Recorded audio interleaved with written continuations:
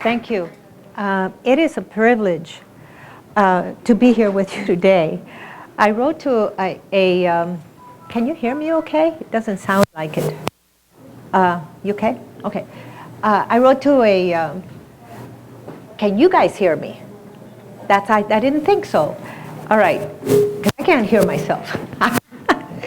Anyway, I wrote to a friend of mine, a professor who teaches our practicum course. Her name is Caroline Collins. And I talked about how special this event was and told her that I felt like I was in a separate reality that we only aspire to. A separate reality in which so many of us are working together on the same issue of trying to do the best education we can for our communities, for our children and our communities, and basically extending that to our nation and to all the education system. So my task is to discuss what is informal learning and what are informal settings. It sounds like a very easy task, no? But when I started to work on it and found that, there's an echo for me. I don't know, is there an echo for you? Okay, there's an echo that's bothering me. I have a little, Anyway, it's not an easy task to say what's informal, what's formal, and what's non-formal, and what are the settings that these take place. And I'm going to talk a little bit about that. And I'm also going to talk about what's here. I'm going to basically set the structure for the presentations that are coming after me. So in terms of letting you know the kinds of learning that is taking place and where it's taking place and how it's being done. And a lot of it I'm basing on my own experience with La Clase Mágica. I've been at it for 24 years. Right. It's been a long time, and I've survived, and it's been an incredible journey.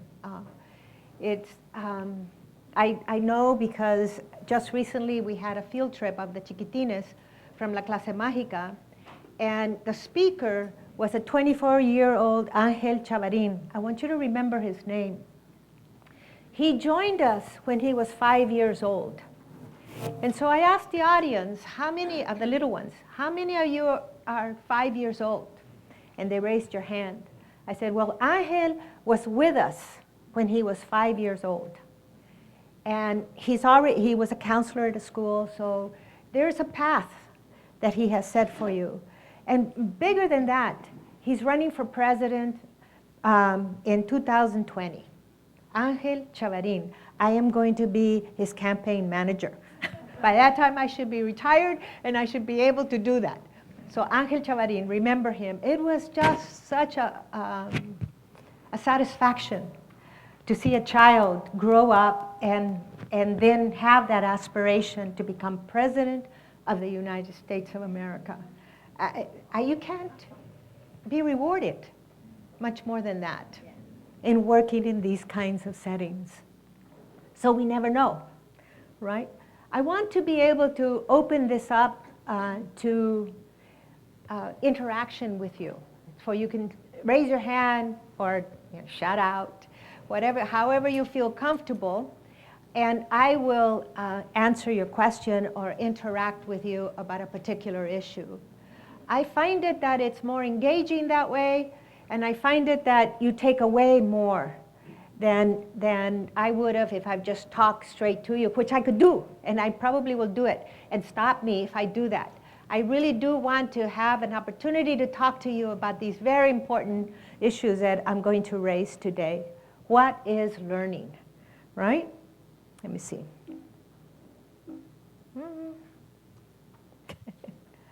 Okay, there you go. So this is why I wanted to not put the phone in, or the thing, because I get hot here. All right, I'd like to have you tell me, what is learning to you? Without looking at the board. What is learning? What board? That board. What is learning?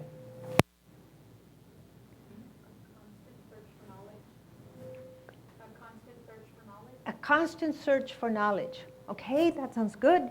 Yes. You sound like my students, guys. You know, I tell them I get all excited. It excites me to have an interaction with the audience. You know, that means, you know, and be careful because, you know, I go crazy. But everyday things. Everyday things. Everyday what? Things, yes. Yes, everyday things. What else? What else? What else is learning? Experience, yes. What else? Sorry? Information, yes, yes. And more, right? Trying different things. Trying something out about it. Correct, yes. Listening, right. Yes, anything else? Not repeating mistakes. Not exactly. Wish we all could do that. Yes, not repeating the mistakes. I think sharing. Sharing, yes. Sharing knowledge, sharing all, right? All of these things, and it's very complex. All of it could be, you know, piled up and say this is learning, and it could be called development, growth, process, and some people think that it's a grade. It's others a certificate.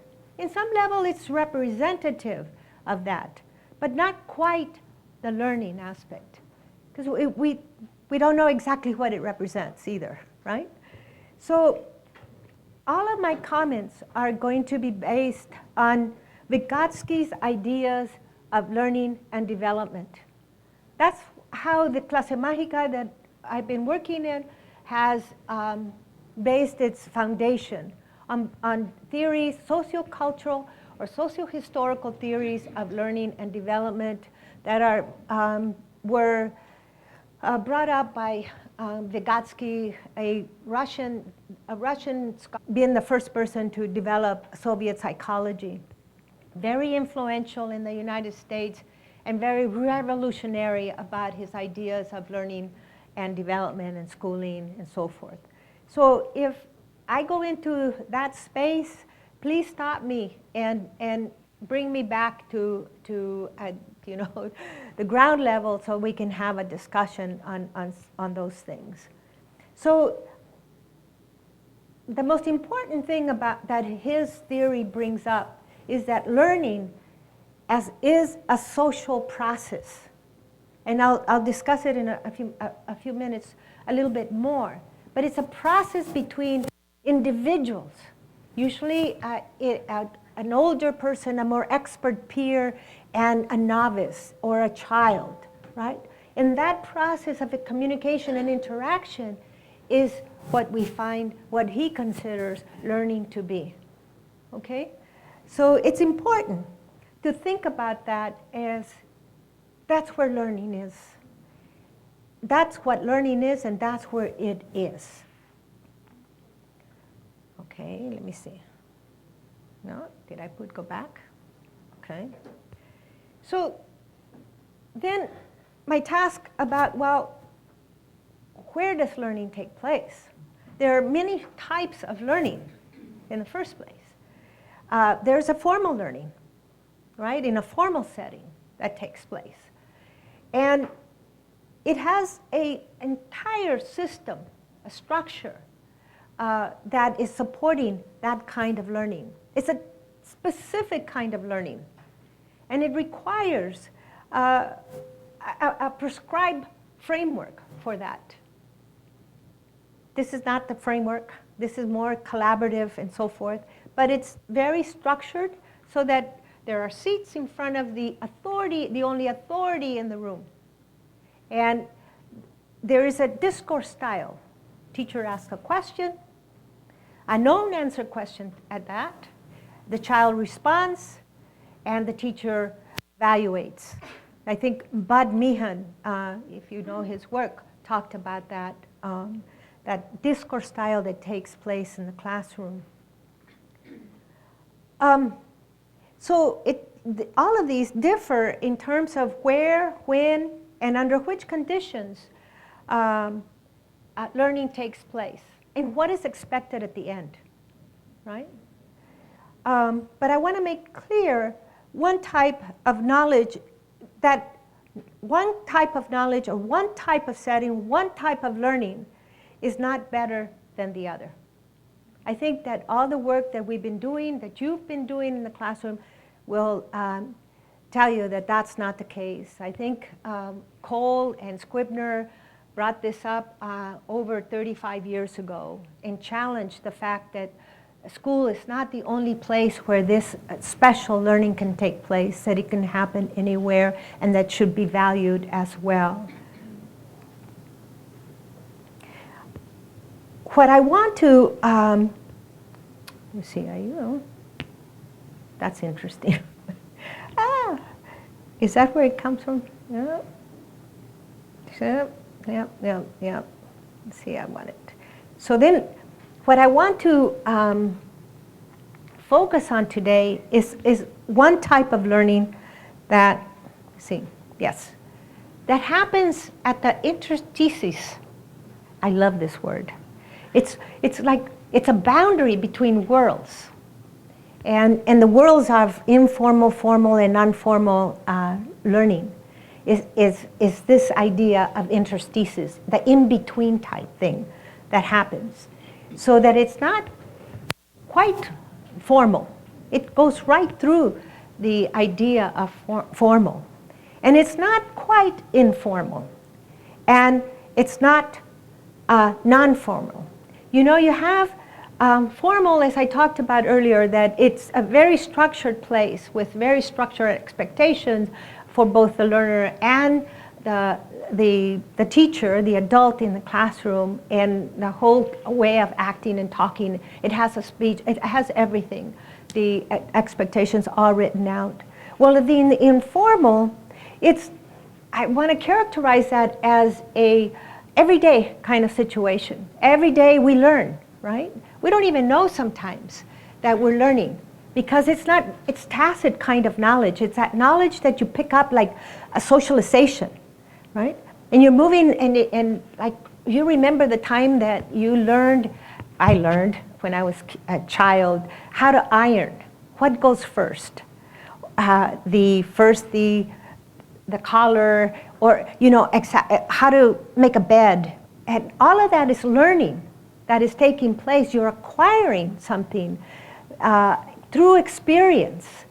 And it's different than non-formal, because in non-formal there is a guide there for you. It's in the clubs, in the teaching to swim and so forth, but it doesn't have the enormous structure that formal learning has. Did I forget, could you suggest any kinds of informal and non-formal and formal settings that I haven't brought up? A field trip. Absolutely, a field trip. And here, a field trip would be what? Formal, informal, non-formal? Non-formal, okay. There is, it could be both. See how hard it is for me to figure this one out? Yeah, I can't hear you. It could be formal if you give it like a structure, like, you know, kind of like a treasure hunt where you have a paperwork to follow. It could be formal or informal or non-formal. It could be. Yeah, you know, there's aspects, yes, there's aspects of everything. The formality when we just had La Clase Mágica came to UCSD and brought 130 little ones and their parents, and there were workshops like this, and it was a formal setting. I still think, you know, the formality of it, yes, it has a whole system that we're going to talk about later of La Clase Mágica and the system with the university and community and so forth. But it's not quite the system, the formality of school. So that's not quite school. I think that, but it has a lot of aspects of it. So we can say, yes, it's formal. It has aspects of non-formality and informality or informal learning, all these kinds of things. Anybody else? Yes? How about when a situation pops up? Perhaps you're in a formal class setting, and then all of a sudden you get a delivery of something large. It's out on a truck outside the room, and you ask the students for help to go get it and to bring it in. And so it's unplanned. The students are involved in helping you figure out how you're going to get this thing in, or get all of this stuff in if it's a lot of things. Perhaps that's Well, fits. It's an opportunity to learn, to collaborate for one, to accomplish a task for two. There's many things that happen in that informal space, moment of a formal situation, right? You break through the formality, and all of a sudden you're doing everyday life. You're collaborating, no? You're working with others. You're chatting, and the teacher student thing breaks up a little bit, and it happens. Yes. I've done that so that it appeared as though it was unplanned, but it had a slight aspect of planning to it, so that Yes, you could good. achieve the environment, knowing that you wanted the students to face that challenge. Good. Well, that's good. Situation, right? And you did learn that you wanted them, but it doesn't follow your scope and sequence, or if it does follow your scope and sequence, that is what we do in education, then it's offside of that, and it becomes something outside an informal opportunity for learning.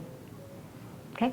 Yes? What I was getting at was that I've experienced both, the impromptu, the truly sudden. Yes. But seeing the model and seeing how excited the kids get in trying to accomplish a task, I've actually set them up also where it's an apparent impromptu, but it wasn't. Yes. So it fits within the scope and sequence. Yeah, and then you have a formal situation taking place.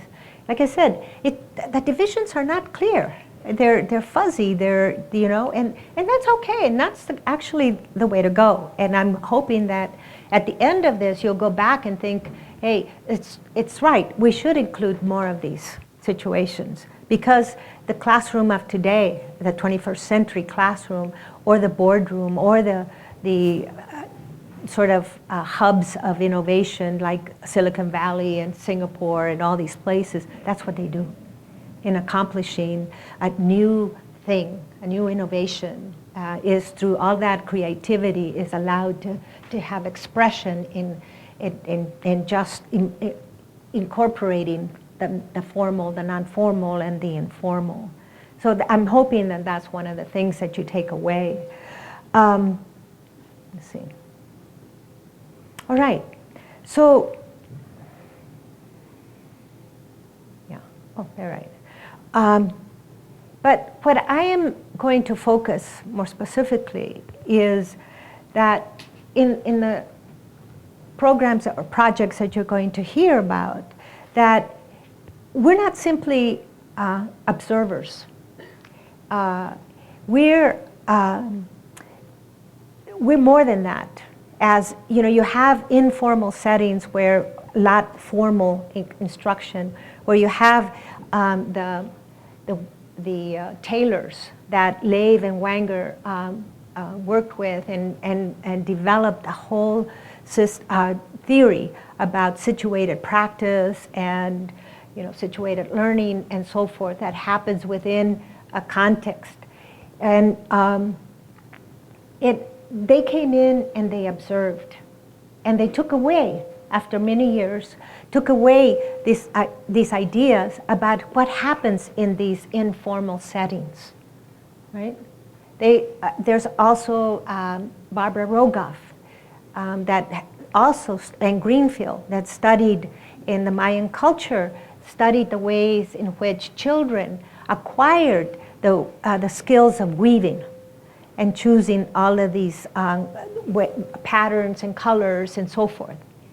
They were observers. Rogoff and her troupe of other researchers that came before and after her were observing what this way of life was, the flow of life that was taking place, and the ways in which learning was taking place in this situation, where the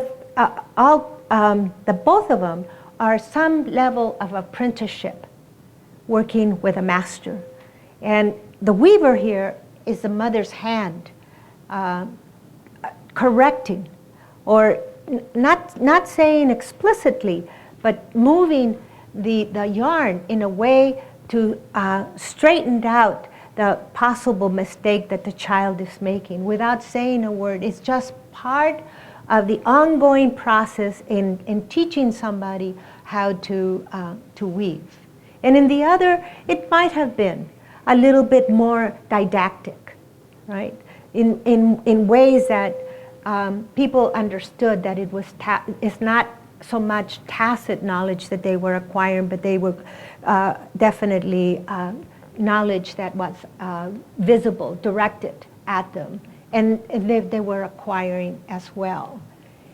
But the work that we're looking at, the work that I say falls in the interstices of all this, is very special in that it doesn't simply observe, but it intervenes.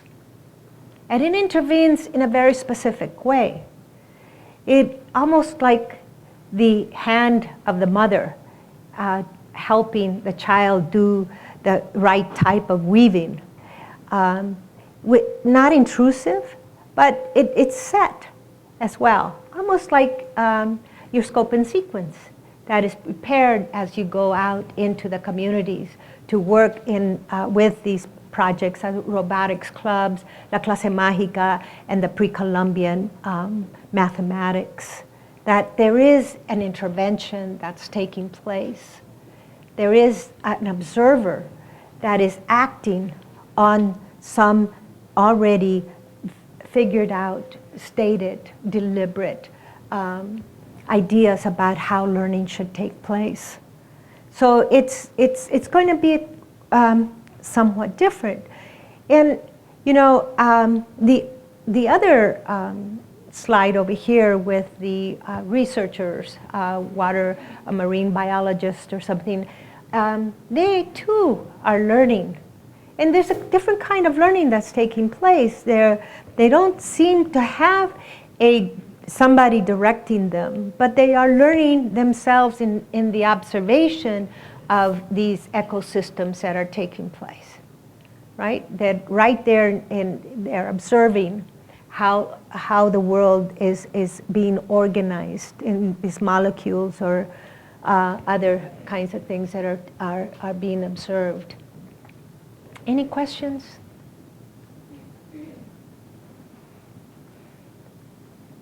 We got a long ways to go. You know, we're gonna have to become a little bit more, sorry? Uppity. Yeah, we're going to have to be a little bit more, trusting of me, you know. I am not going to put you down. I tell my students, well, I better not tell you what I tell my students. But anyway, the vision that I'm painting is very specific. It's informed, like I said earlier, by cultural historical theories of learning and development, the seminal ideas of Vygotsky. And that this particular quote that Luis Moll has in his book, very famous book on Vygotsky, he points out that Vygotsky said that schools and other informal educational situations represent the best cultural laboratories to study learning. And that the unique form of cooperation between the child and the adult that is the central element of the educational process. Those are two key things that I took from this statement. The fact that school and other informal settings are cultural laboratories for the study of learning and development, for the study of thinking. And that relationship, like I said earlier, between the adult and the child is crucial to the education process. I don't know if you read Angela Valenzuela's book, Subjective schooling? Yes, that the teachers and the students both had different ideas of what caring meant. You know, that caring to the teachers meant that the students came prepared to learn from her perspective, that they came with their homework, that they were eager to answer questions, and that participate in the classroom, you know, goings on. The kids came in with the idea that the caring meant that the teacher cared for them as people. You know, that you're, you know, fix up your little collar, or, you know, hey, did you have a good night last night? Something to let them know that they're valued individuals. You know, and that's the point of the key, the value, the importance of that that situation that's taking place in the classroom between the adult and the child. That there is these different expectations that are you know, need to be negotiated. And for us, knowing that, Angela has pointed out very bravely and clearly that we need to be on the same plane with the children in terms of what they need. And each group has a very different expectations of the teacher. I know my class is probably, for the most part, 48, the school at UCSD is 48 to 52% Asian. Okay? And Asian students have a very different expectation of the professor. It's the authority, right? It's the authority, and you know, I've been to one of the students' graduation parties. And because I was a teacher, I was the second highest status person in the group. And the highest status was the grandmother. And nothing was done until the grandmother made the move, that it was okay to move. Well, right? And here I am, supposedly I think of myself as an anthropologist of education, and there's goodies, and so I picked up the fork and thought, oh, nobody's doing it. And right, because the grandmother had not done it yet. And once grandma picked up the fork, then everybody else could. You know, those kinds of things, those are expectations that are in these places, formal and informal, and are very important, at least for us as teacher leaders or leaders in the classroom or where we're working with children. And anyway, just going back to this idea of that Vygotsky puts out is very critical, as you will see. So,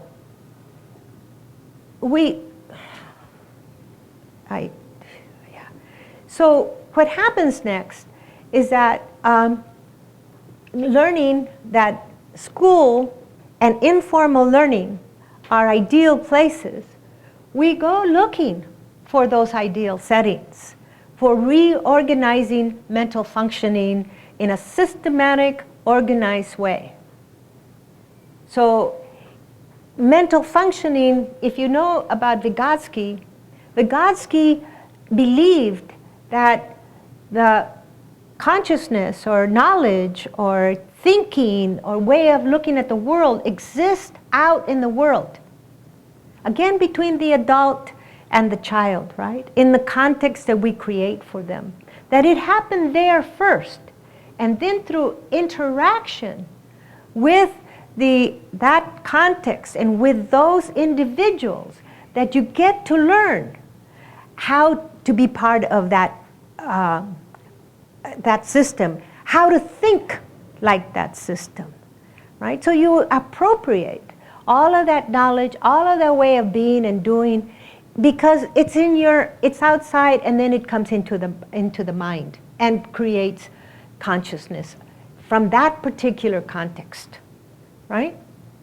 And so we looked, he said schools and informal settings. So we tried the school. We did a very long ago, actually before I came into La Clase Mágica, Bud Meehan, Michael Cole, and Margaret, forget her last name, Ped Griffin, they all went to the school and worked with children. But the kind of setting that they wanted to create within the school was too disruptive. And so they only lasted a quarter. And then they had to go someplace else. What happened is that the school was too antithetical for spirited play, communication, and collaboration. That is, the promoting of social engagement and discovery. Because it has its rules. And it has, you have to accomplish this by this certain time and in this particular way. And you can't go above that because you haven't learned this part, And I'll tell you the revolutionary aspect of that a little later. There were, let me see if I can do this. I'm trying to work with my notes and I can't do it. The stumbling blocks for creating this opportunity for play, in play is the children's first way of learning, right? And in play, a child is able to see beyond himself and his limitations and accomplish anything. Fly to the moon. In play, he could be, the Lone Ranger, or he could be Pedro Infante. He could be anything, right? In play, you could be anything. And so that's really important. And collaboration is also very important. Because you're working with people and you need to know how to be able to do that. And communication. In communication, we construct reality, right? In ways, as I just told you, we create who we are in terms of who we communicate with. And that's, it's important to have communication, to have collaboration, and to have that social thing, the sharing. Remember, sharing is a learning process. And so the stumbling blocks for that in this way of thinking, in terms of the school, it's a hierarchy. The modularity, everything is broken up from low to high, right? What we're going to accomplish here, and then once we do that, we're going to do this, and then once we do that, and there's an end somewhere. And the chronology, it's going to take us so much time to do this, right? And so much time to do that, and you have to be this age before you do this, right? And all these things, and it also had sets meanings. This here means this. This word here means that, and you only have set options in the classroom. And you only have set expectations. You can't collaborate in the classroom, right? For most part, maybe you guys are a lot more illustrious and up with things, but I'm talking from the traditional classroom that is out there. So give me some examples of these stumbling blocks.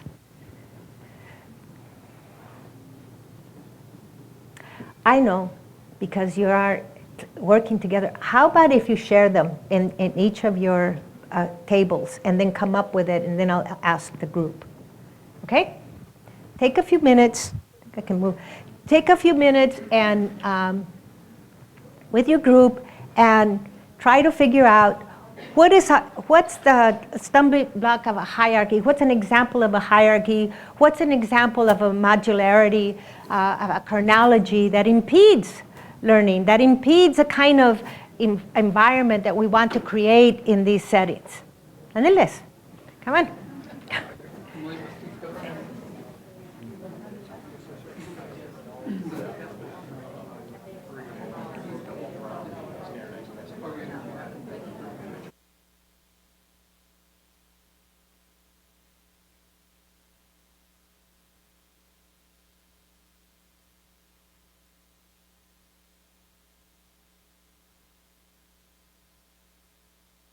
Now, come on, you're talking with friends, people you've met, you've been with all day.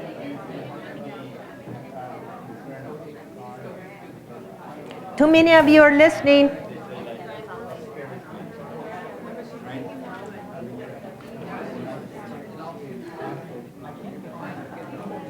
Come on, I'll participate.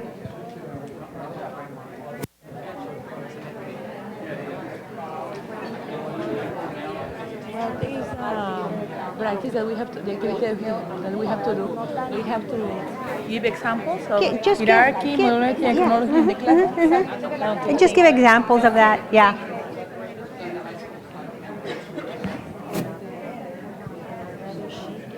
How you doing? So tell me, how am I doing? Are you okay with the way it's going? Yeah? Okay, you're back here and I don't get to see you over there. Okay, okay?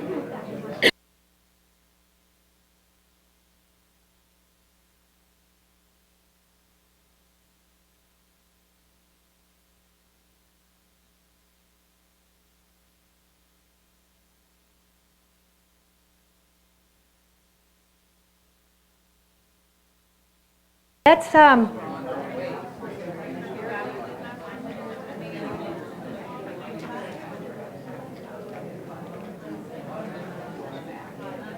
have some examples. Let's have an example of a hierarchy that prevents this kind of context that I'm trying to develop, that I'm trying to explain, that I say, yes, yes, standard, that's a big one, because that actually is an umbrella for everything, right? Right. Perfect. Yes. Anything else? Huh? Okay. Anything else? Table over there in the back. Can we just say district administration? Any administrators in the room? Oftentimes, they set the rules, and sometimes that happens, right? My argument with that is anytime you take curriculum control away from the classroom teacher, There you go. you're making a generalization about age and ability level that may not fit the needs of that classroom. As a former teacher, as a former department head, I can defend my teacher is where the students need that teacher to be. I cannot defend my teacher is on the timeline and left the students behind 6 weeks ago, or the kids are 3 weeks ahead of my teacher, but the teacher is holding them back because they're trying to stay on the timeline. I can't make that defense. Right. Right. Anything else? How about this table over there? I told them we're going to have a quiz. You're all going to be tested on this.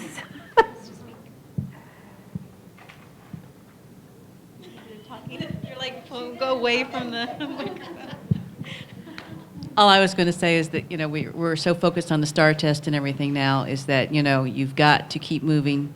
You've got to do, the expectations are there, and those are the things that, the creativity sort of goes on the wayside because you've got to meet those expectations in order to pass those tests, in order to go on. If we took away the testing in California, who's his name? I can't think of the fellow who talked, the bilingual leader, who said if we used the money instead of testing, we would resolve all our problems. The millions and millions of dollars that are, well, don't get me started on that one because it will. How about modularity? All this, anybody can talk about that? How about the next, right, you're right there, the next group. Did you come up with something like that? An example of that impedes a kind of free flow other than the ones that I gave you? We're having trouble where we come from. We work in a private school, so Yes. we work differently because they're paying us, the parents, not the government. The parents are paying us to do a job.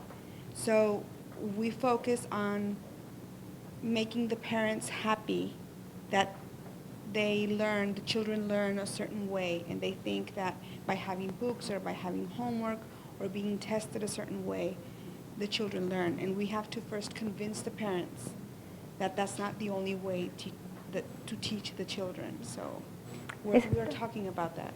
Isn't that something that parents Standardized test, yeah. pick up? Because the parents are...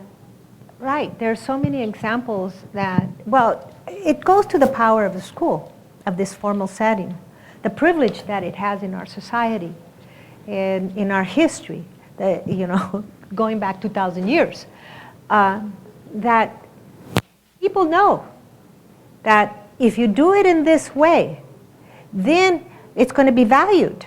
That's how privileged it is. You have all these parents that do homeschooling, and guess what they do? They do the same thing they do at school. I saw a dissertation, I couldn't believe it. I was in a committee and I couldn't believe that that's what they were doing. Why do it at home? Well, I guess, yeah, I know all the reasons why. But it's the same thing. What if there's something else? They're going over, they're being trained by the school, and then coming back, and they're working with the children in a very formal way. You might as well be school. Actually, it is school. We can call it formal. There's a whole system behind it. And instead of a teacher, there's a parent. But they have all the workbooks and the tests. So, yeah, which one would it be? Not formal, more formal. Yeah, we can say it's formal, right? What about the set meanings that school has for us?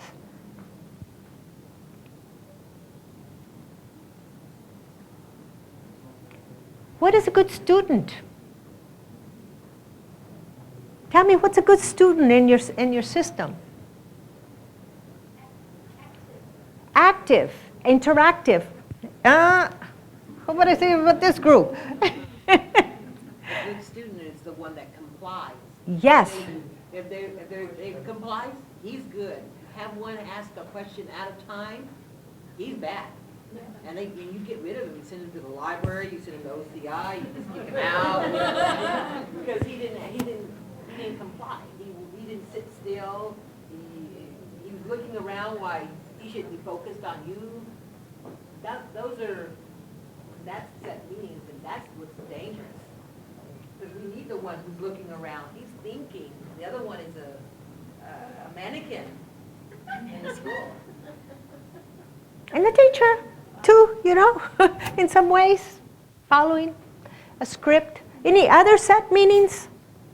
Yes? I was going to say the student who asks questions at a time where maybe you weren't prepared for the question. As a new teacher, the reason why that kind of throws me into a tizzy is because of the hierarchy, the timeline of knowing what you have to get done that day, and that student's question has just thrown everything off into a tangent that may be a great tangent, but that isn't, as an inexperienced teacher, that's, anyway. Right. It's not that the student itself, I normally would value that in the student, but my inexperienced brain kind of has, thinking about the timeline. Right. Well, good. Anything else?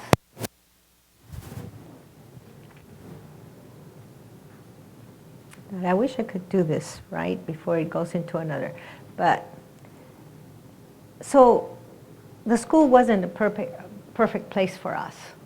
Not with these ideas of Vygotsky and creating this social process for learning and development. And it wasn't because that it was too structured.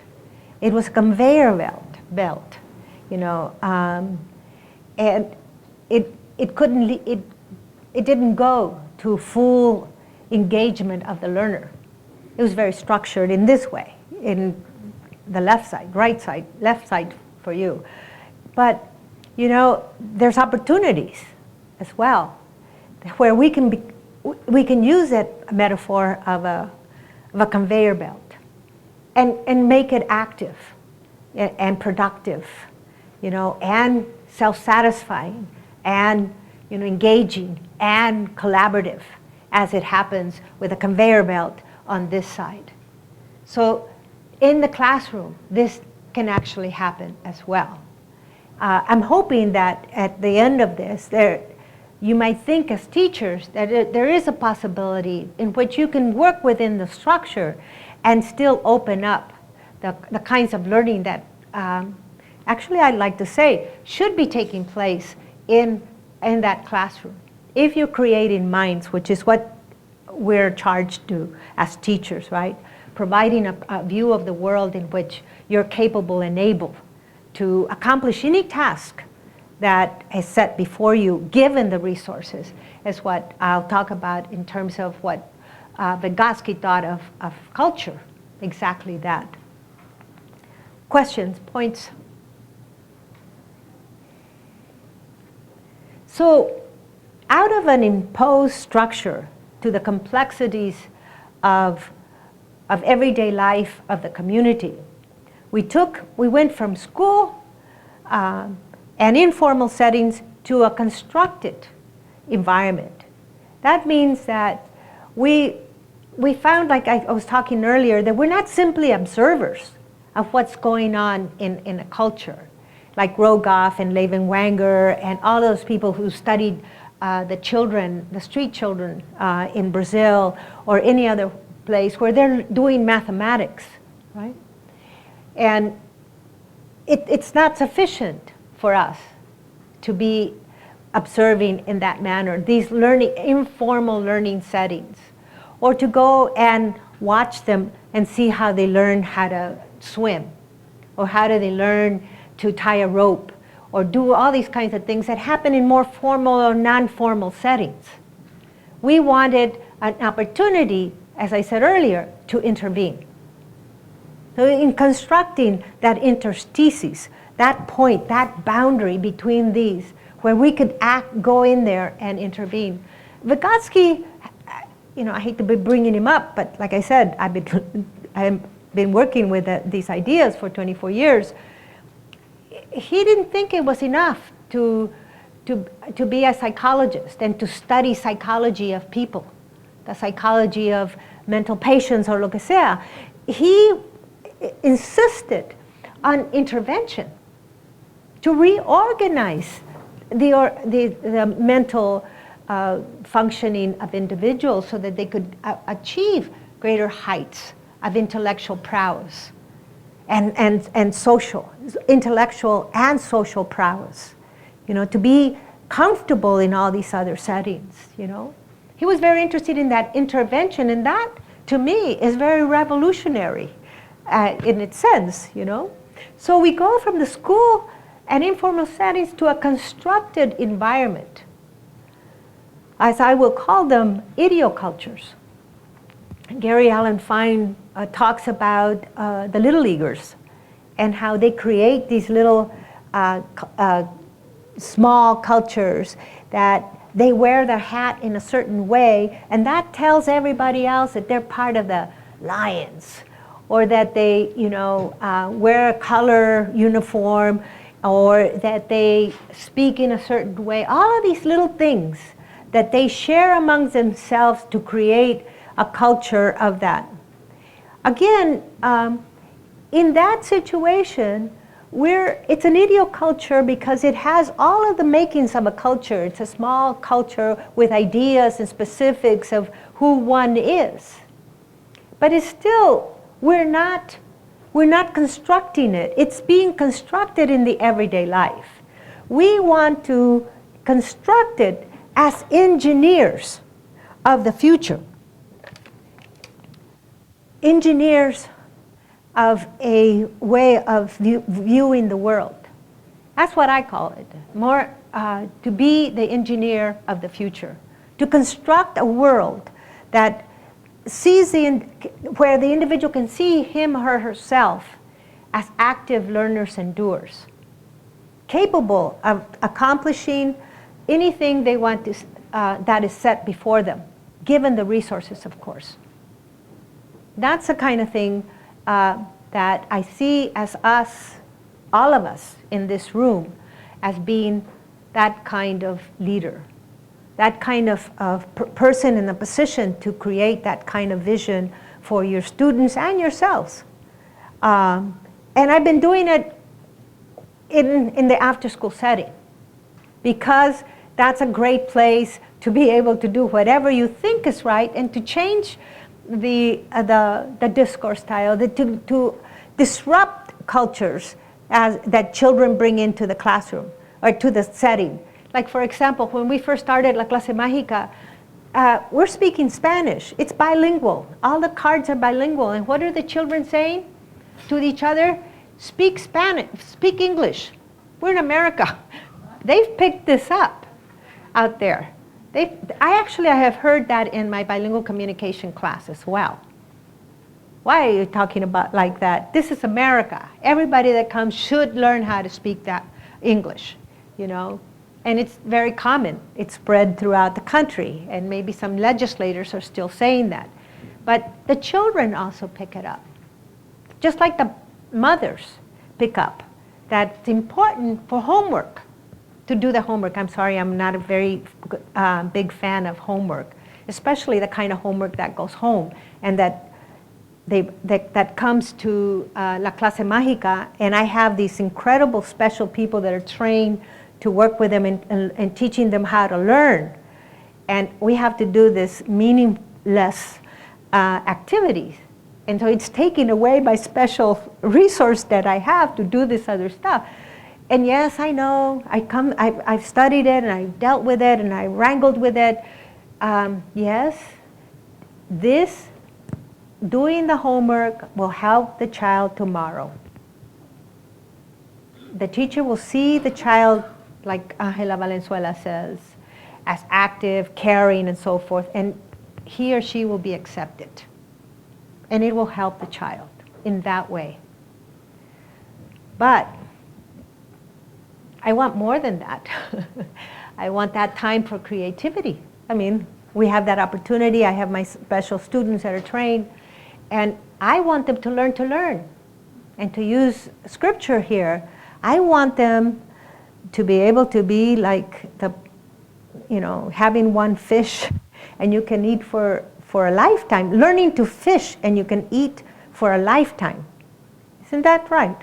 That if you give them the fish, but if you teach them to fish, that's a big difference. And that's what we want to do that. And so we looked for ideal places, and we were armed with this absolutely revolutionary ideas and methodology. And the ideas, for example, is that you teach not at the actual level of development. You teach at the future level of development. That's a big difference. Where do you test? You don't test at the actual level of development. You test at the future level of development. Those are pretty revolutionary. Because, if you teach at the actual level of development, as I want to point out with the zone of proximal development discussion, is that that's where they are. What are you teaching them? That's already solidified. That's a point where it's part of who they are by that time. You want to teach them where they're going so that they could go over there. And that's where you want to teach them, test them as well. You want to test them where, how much can they do on their own, given the resources? And that's pretty revolutionary. And there's, the practice of doing this in the classroom or in a learning setting where it's very social, engaging, and play. Who brings play into the classroom? Okay, some of you do. But play is very important because it breaks through all of the structure and provides an opportunity to create. I know this is, and I don't know if it was read today, but I say that, what was I going to say about that? Boy, did that go away with the, where was it? The differences in the context that I'm in. That's why I'm bringing this up. In this context, it's very formal. On the whole of Texas, it's very formal. A teacher is very much respected, and everybody calls me Professor Vasquez or Dr. Vasquez and so forth. In the Clase Mágica, I level the hierarchy. And then I create these monsters who speak back to me. But the thing is, and this happens with my staff, who think that they know it all, but that's where I want them. For me, that hierarchy, and you have to negotiate this. I'm not recommending it to you because I said the context is very important. And for me, in California, we don't have that context of formality like you do. And so, but for me and my staff, I figure that if I lower the hierarchy so that you are equal to me, that your creativity, you're going to be open to going to that potential where you can share some highfalutin idea. And some people are afraid to share those ideas that are unbaked ideas because they're afraid of making a mistake. Because, we're taught not to make a mistake in the classroom because kids laugh at you, because the teacher says, wow, that's not right, or all these other things, right? But for me, and I can tell you at Google and other places and Facebook and all of those innovation places, that's what counts. That mistake, that you learn from that mistake. That what counts is that you go beyond what's already known and you try yourself. And then because what you might try, it may be half-baked, but there's somebody in the class or somebody working with you that, and builds on it, and then the other one says, oh yeah, did you see that it connects to this? And pretty soon you have this whole idea. What is that? That's called collaboration. That's shared learning as a shared process. So that is, for me, is very important how you set it up. And I believe that leveling the hierarchy is one. You can set it up in other ways that still have that formality that is respective of this particular context. So we do go in with these different methodologies that are quite revolutionary. And ultimately, is that we are seeking new means, seeking means to change society. Right now, as you know, there's a tremendous amount of fear of talking about difference. The case that was up before the world of California, of this country and the world, we were afraid, and all of these kinds of differences that are taking place, we can never address them if we can't talk about them. No? And we want to change that. We want to be able to change where we learn about our similarities, we learn about our faults, our commonalities, our experiences, our resources, and all that. And we need to create those kinds of contexts. Any points of discussion? Yes? Earlier you mentioned your dislike for homework because it's dual writing, it's not the right influence. But a popular thing in the last couple of years has been flipping the classroom so that you can foster the kind of environment and strategies that you'd like for the classroom without sacrificing time for the things that they should know as a fundamental framework to engage in those activities. So they use internet resources and other technologies so that students can spend the time on fundamentals in the evening prior to the day of class. Is that a good strategy in light of what you're trying to do? It all depends on the idea, the task. If you're going to go to the task and go and get this information and come back with it tomorrow. Instead of saying, hey, can you go and find examples of this and talk, go on and on with developing that idea, where they take ownership of that task. Then that's what I'm talking about. Do we have any other examples of the uses of technology in the classroom where the children have opportunities to create, they go beyond what the teacher's asking and it's all right with the teacher, or where, that kind of homework goes out and it's just another homework that doesn't go anywhere for them. They just have to go get the information and put it here.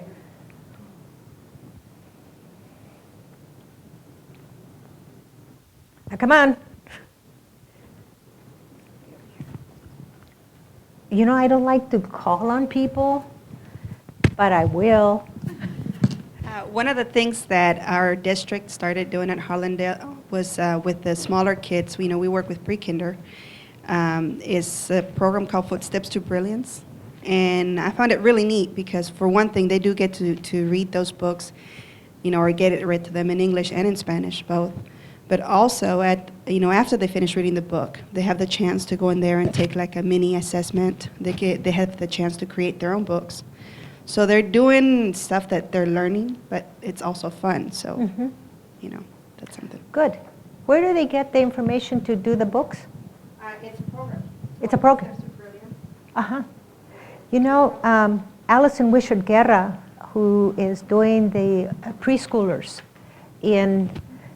as part of La Clase Mágica, who's going to probably take over for La Clase Mágica in San Diego, UC San Diego, after I retire, is working with preschoolers, and she is studying the parents that do a lot of talking and tell stories and engage a lot with their children, and looking at those children and how they do in school, and those parents who are very busy for one thing or another with their parents, with the children, because they're very busy, or there might be not one person is taking care of the house, cooking, the this and the that, and they don't have the time. What she's finding is, and you should know this, so that when you talk to your parents, that you do bring this up to them, that those parents who share with their kids all those stories of where they came from, that little town where that viejito used to come and carry this little tin can, what do they call them, with the food, and they walk, and every day in the morning, and then he would stop and he would do this, and those storytelling times, and all of the language that goes around that kind of the question, oh mommy, and what did he do? Is he still alive? And all these kinds of things is having a tremendous impact on language development and on achievement of these kiddies. Now, a lot of times we tell our parents that they don't have culture, that or language to contribute to the learning process, because they don't speak English, because they don't know mainstream culture, right? And I'm not saying this out of, bringing something up that I heard from somebody. In one of the Clase Mágicas, I was sitting talking to a child around the computer, because the project that I'm talking about, all our assisted, it's a technology-assisted pedagogy, which is that work that we're doing, that the pedagogy that we use is supported through technology. And I'm sitting with this child at a Clase Mágica, and he didn't know what the word toolbox was. I said, look at the toolbox, go to the toolbox. And he says, I don't know. Well, you have something, a toolbox at home, no? Donde tienen los fierros tu papá, no? A teacher sitting here, came in, a reading specialist of all, said, they don't have culture. Yes. Do you know they don't? Somebody had to hold me down. And I hear it over and over again. You know, tomorrow I'm going to be talking about communication skills, and you know, I am, you know, muy hocicona. And it's very difficult for me to control myself in situations like that because it's such a it breaks my heart, you know. But going back to Alison Wishart Guerra's study, that is something you can take back to the little ones and talk about, hey, what are the stories that she's collecting narratives through the little ones are writing with the undergrads are writing little stories, narratives, and they're posting them and they're doing all kinds of things, maybe with images, you know, and they're doing their part, but they're telling the stories to the children. And so it's a, one thing is the idea of a means of making change, of bringing about change. So when I saw the 130 little ones and their parents in the audience, I told them how important their stories are. You know, and you'll be reading our book by Belinda Flores, myself, and Alan Clark on La Clase Mágica, generating transworld pedagogy. And you'll hear about the idea of sacred sciences. And this is very important for us as teachers because going back to what Alison Wishart Guerra is finding, that there's a lot of knowledge that is circulating in the families. They're in dichos, in sayings, and they're in those little stories. They're in the ways in which they tend to the plants. They're in the ways in which they use those plants for food. They're in the ways in which they guide us. And all of these things, all that knowledge is what we call sacred science that has come from generations and generations and has hit us. It stops at the door of the classroom. But it's such an important point to bring it in. And so the dichos and the stories are that part of the sacred knowledge. Where we come from other countries, or here, or from across the border, that information is critical for the learning process. And anyway, I'm getting off task. So let me see. We create this informal setting as a place for learning, in a place for reorganizing mental functioning in a systematic way. Okay, mental functioning is meaning achieving a specific consciousness about the world and about self. Mainly that the world is out there, we need to interact with it, and that we have the capacity and the ability and all the resources available to us to accomplish what we need to accomplish, given the resources. And we're providing those resources. And three basic tenets of Vygotsky help us create those. One is his idea of culture. This is a really important one because he believes that culture is all those organized tasks that the society or the group puts together for the child, for the young, and the resources that are there to accomplish them. So you have the task and then the resources to accomplish those tasks. And that's an important thing for you to think about how you construct your classroom. What kind of learner do you want? Do you want one that's going to be a worker, or do you want one that's going to be a global citizen, a 21st century global citizen? Which one? Good. And so you have to create that environment for that person to be that. You have to provide them all those tasks that lead to that.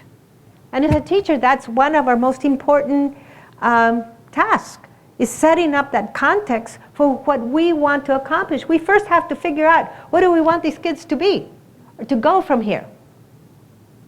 Yeah? And the other thing is the dialectic method. In other words, that we have to create that environment with all that system of artifacts, all that system of tasks that they need to do and all those tools that they need in order to do them. That we need to create the opportunity for that interaction to take place between the adult and the child in order for that to be absorbed, learned, acquired, socialized into. All those things we thought about learning. We have to, and that's the dialectic method, because the dialectic method says that, your interactions with the social environment makes you who you are. And so in learning, we have to take that into consideration. That is a very important part of it. That we have to learn every word we say to that child is going to be held for a long time.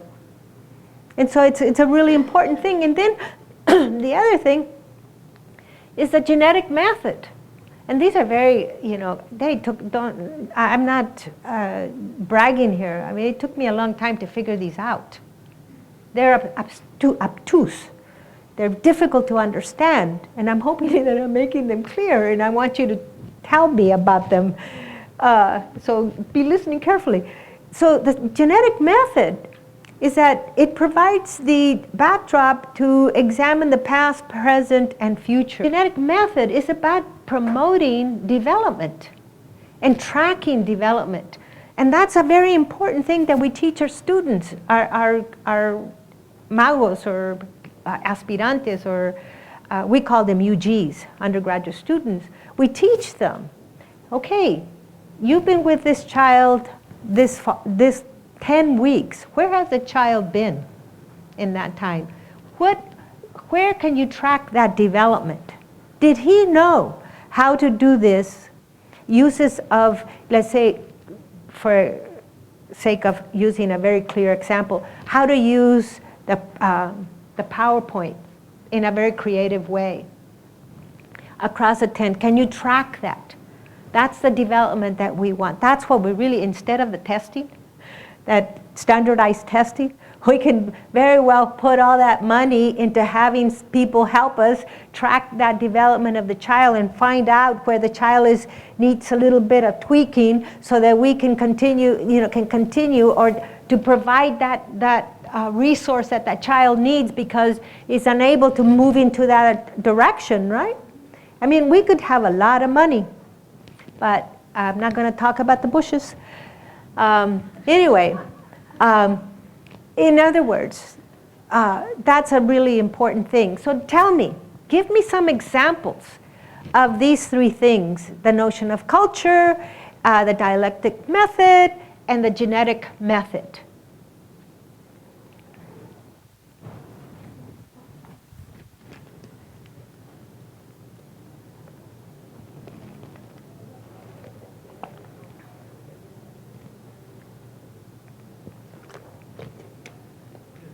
The notion that you have more cross-curriculum type of offerings to students these days, where the delineation between one subject and another is less so the students don't feel that categorization, gives them the setting, the organization and the tools for them to feel more free to combine things from various areas to solve a problem or to investigate something that interests them.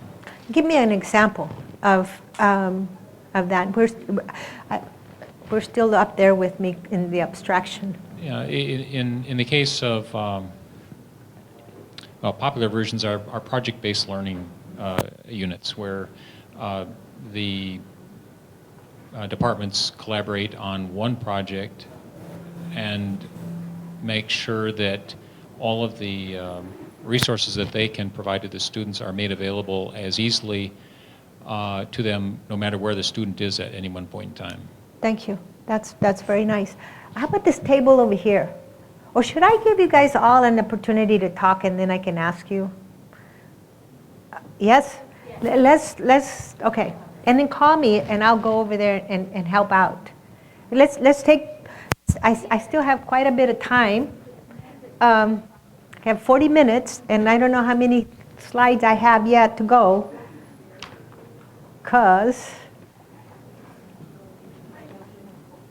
call me if you need me. Okay, I don't hear a lot of talking.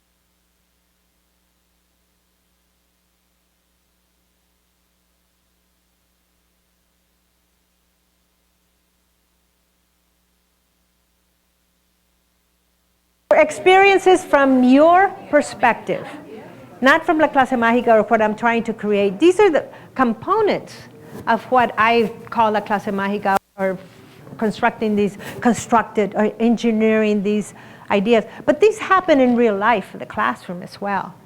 So if you can get some examples. Okay. Yes. You were asking about the generic method.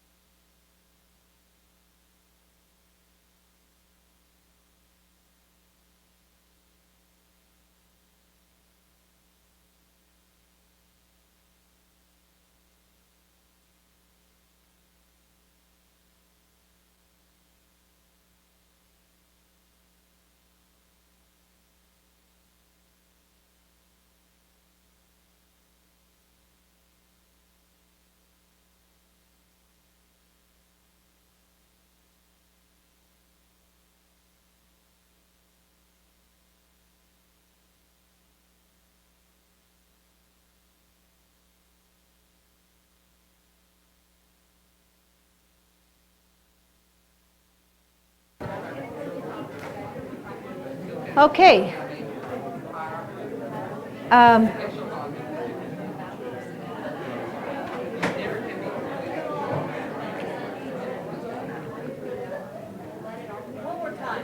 One more time?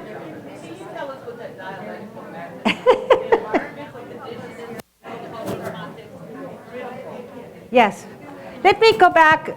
I know these are stumbling blocks. And I'm very serious when I tell you that I have worked very hard to try to understand this. Yeah? I know. These are very difficult ideas, but when you take away the titles, if you take all the red out, actually from the bottom part, genetic method, if you talk the dialectic, if you take that off, those concepts, because we're topping into them, right? But if we just look at the black and it says organized tasks and the tools set up to accomplish them. That's creating a culture. That's what Vygotsky considers culture, right? Those tools, those tasks that we have as part of who we are as a group, and all of those resources, tools that we have in order to accomplish them. That's what is culture. When you think about that, if that's what culture is, then we can go one step further and think, look, we can create a culture by organizing the task and the tools to accomplish them. So what we have to do first is we have to figure out what kind of culture do we want, right? And so if we want that, what are the tasks, what are the activities, what are the interactions that we have to give our kids, our learners, in order for them to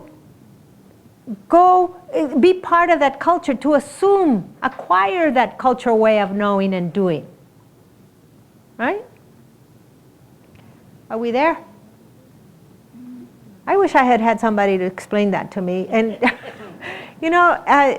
24 years, I know, 24 years.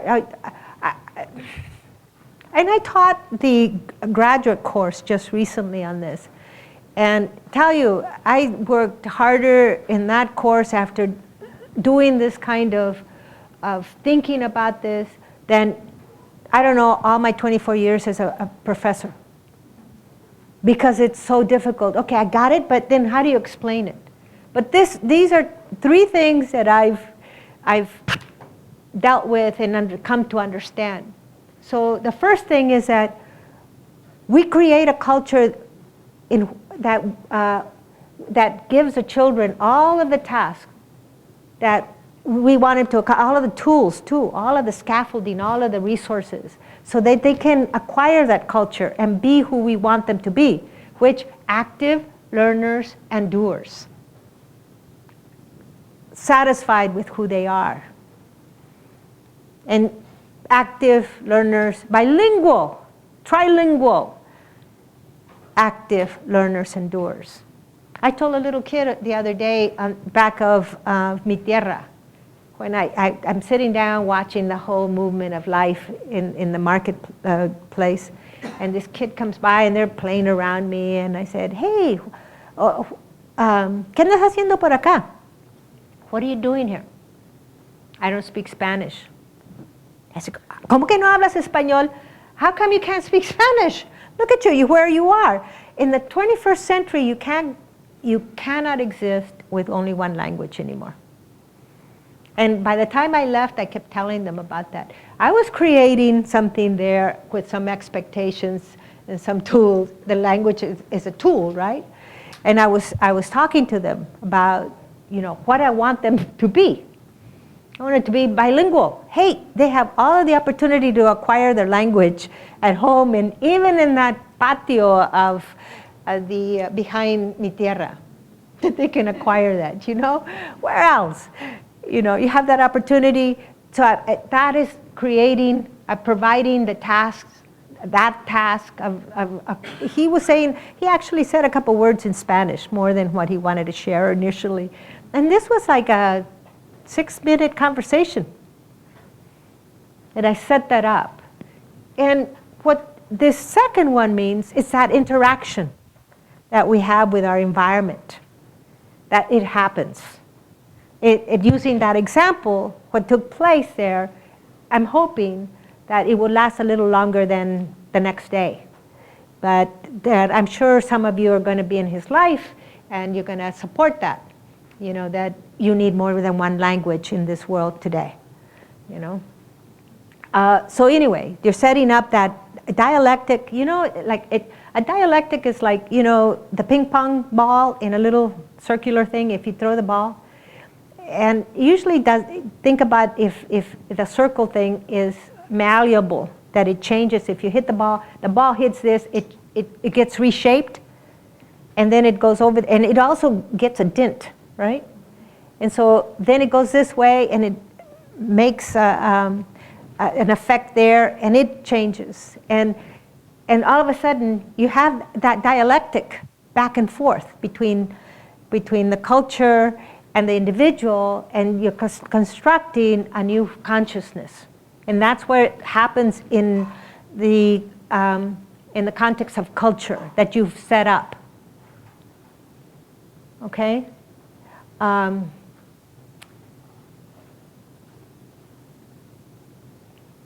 Any other metaphor that I could use for that dialectic? It's that interaction. You know, when Vygotsky says that it happens here before it is integrated and happens here, that's what he's talking about. That dialectic between the individual and the society, the social organization, that it's moving back and forth, and both are having effect on each other. You know, the idea that he says, maybe it's not him, that talks about each word you speak is half yours. Because what happens to that word when you hear it for the first time, that it changes. It comes in with some meaning, and you appropriate it and you change it because of your experience. You have it represent something very special that goes with your experiences. And then when you use it, it has that you've already changed that word. That's the dialectic. That change that takes place in that interaction between the individual and the world at large. That changes the environment, and it also changes you. And I'm hoping that there's this dialectic that's taking place right now, and that somewhere, whatever I say is going to have a little dent in the way that you do one little thing because of these ideas. You have a lot of power. We have a lot of power. As individuals, our voices have a lot of power, and we always have to be very careful with them, especially me. And the other thing about the genetic method is that we want to focus in on the development of the individual. So they came in here and they're here. And so we take, what it really helped me is to say, hey, wow, that means that what they came with has to be included in the classroom, has to be included in the learning. So the fact that they come from, let's say, a farming community, and that they learned how to ride, and then they know how to take care of leather, and all of these wonderful things that happen in the ranch, on the farm, that you bring those in and put them as part of, you know, the exercises in the class, those tasks, and build on them to something else that they can be used and shared in the classroom in another way. So anyway, I know we can come back to this. Unless you have a question, I'd be happy, yes. You've done this in the context of after-school clubs. Can you see the same thing happening in a classroom context and working with administrators situation where they're just not on the same wavelength, and you're bringing in all these kind of things. Whereas I think you're starting to be a hoarder with all the kind of things you think that you need to provide Yes. students to give them the right kind of cultural environment. One of my students in the classroom said, winter quarter, she said that the district did not allow Spanish in the classroom. And because we have a law, can you imagine in California, the fifth economy in the world, it does not permit the native language in the classroom? Well, you know what she does? You're in the classroom, you can close the door, and you're the master of your universe, you know. I taught 13 years before going to graduate school. So I know it well. And yes, these are revolutionary. Remember I told you these are revolutionary ideas for you to consider. And in the ultimate analysis, you know, you're doing the best thing that you could do for yourself and the child, the learner. So, okay, I guess I should move a little faster. So out of an imposed structure to the complexities of everyday life of the community, from, oh, I already said that, huh? This thing. So from the former, yep, I did that too. And so we have something like this, that you have science in formal and informal settings. And in the formal, it's, as you know, in one way, and in the informal, it has more voluntary, personal interest, anytime, all ages, lifelong, and all this, and no testing. And that was just an example. But as I was saying earlier about the idea of being in the in-between, in the interstices, every time I heard somebody use that word, I thought, oh, I wonder what it means. But because it sounded so interesting, you know? And then I kept hearing it again, and then I finally figured out how to use it or how to think about it. And it's in the in-between that I showed you up earlier, between the formal and the informal, and not smash across the formality. And so we're focusing on the in-between of formal and informal and non-formal.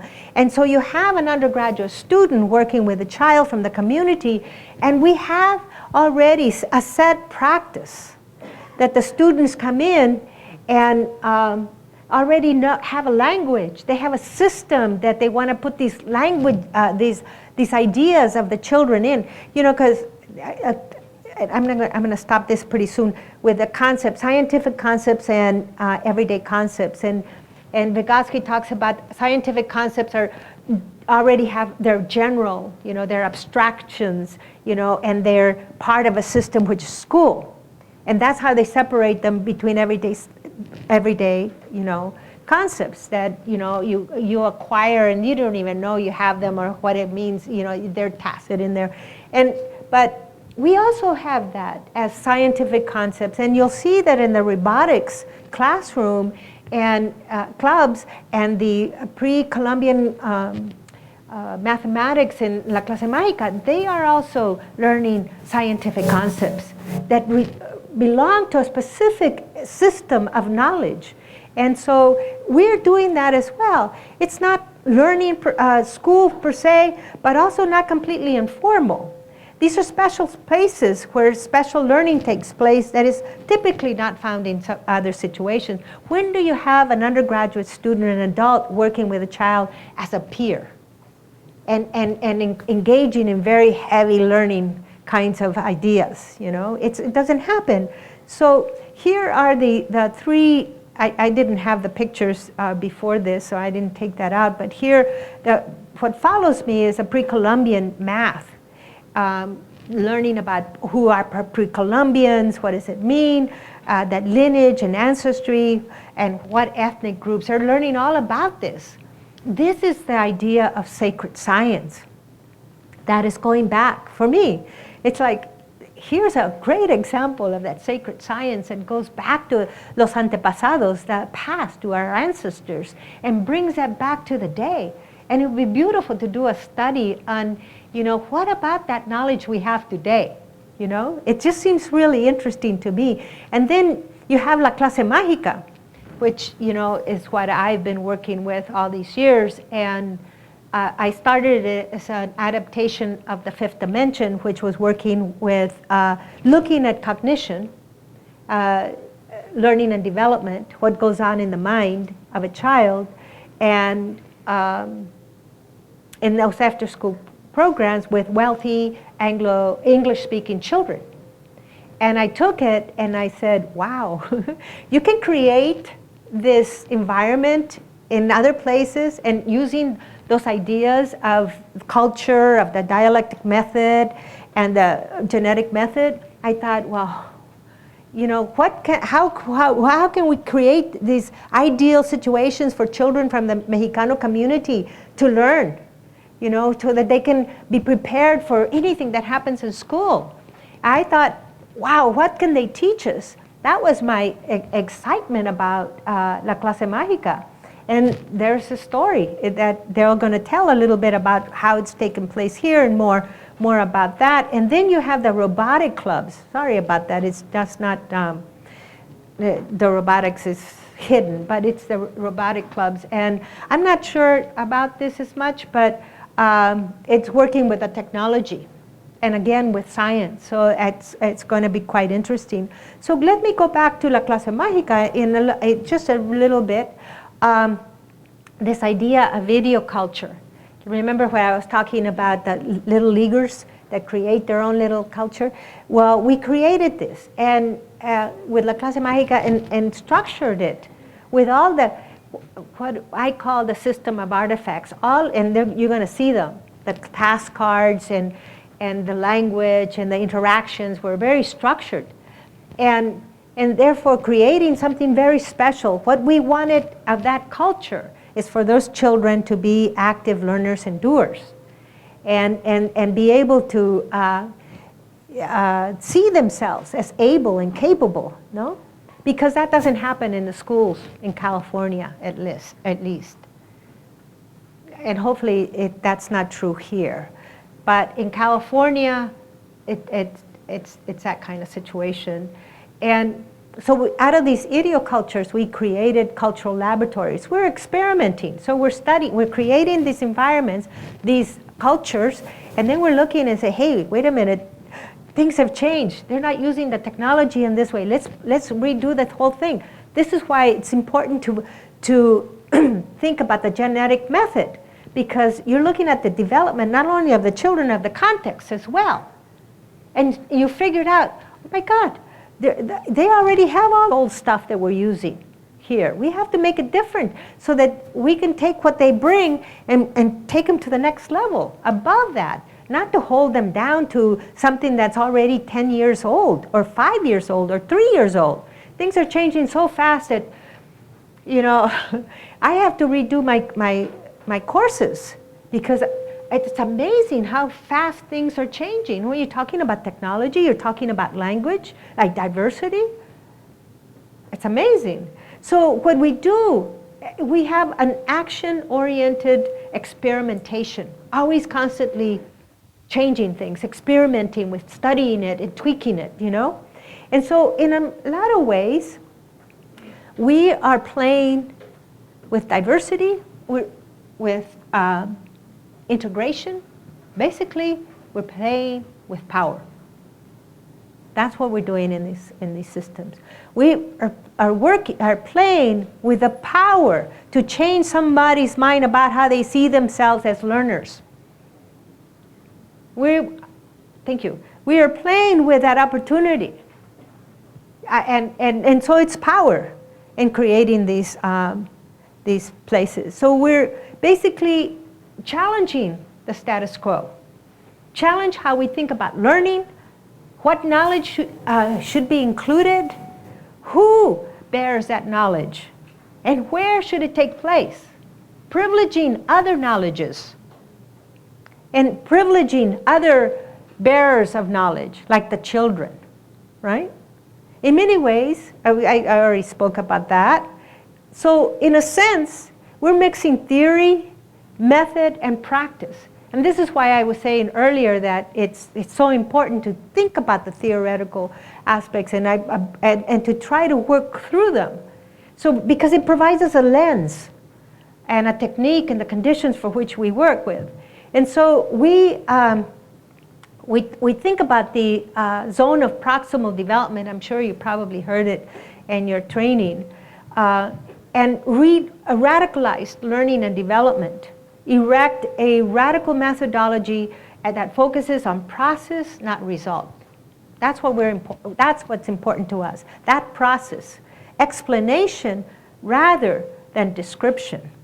So I'm going to jump to a couple things because I want to be able to talk about, we're seeing above the head of the learner. We're training the undergraduate student, the UG, the UGs, to do that, to see beyond and to see, okay, the child is going to be on the driver's seat, but that's how far they can go.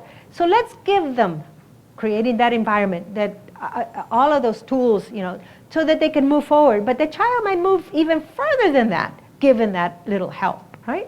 So this is another major theoretical concept that Vygotsky has brought over.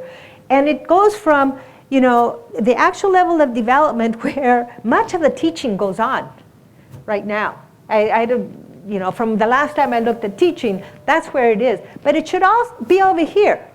And all of this should be the social process to get the individual over there. So you provide the individual activities, again, the culture that I was talking about. You're creating the culture for the child to achieve the future level of development. And I'm not going to go too much into it, but that's where you want to situate yourself. Or the leader, the teacher, the trainer should situate themselves in that position.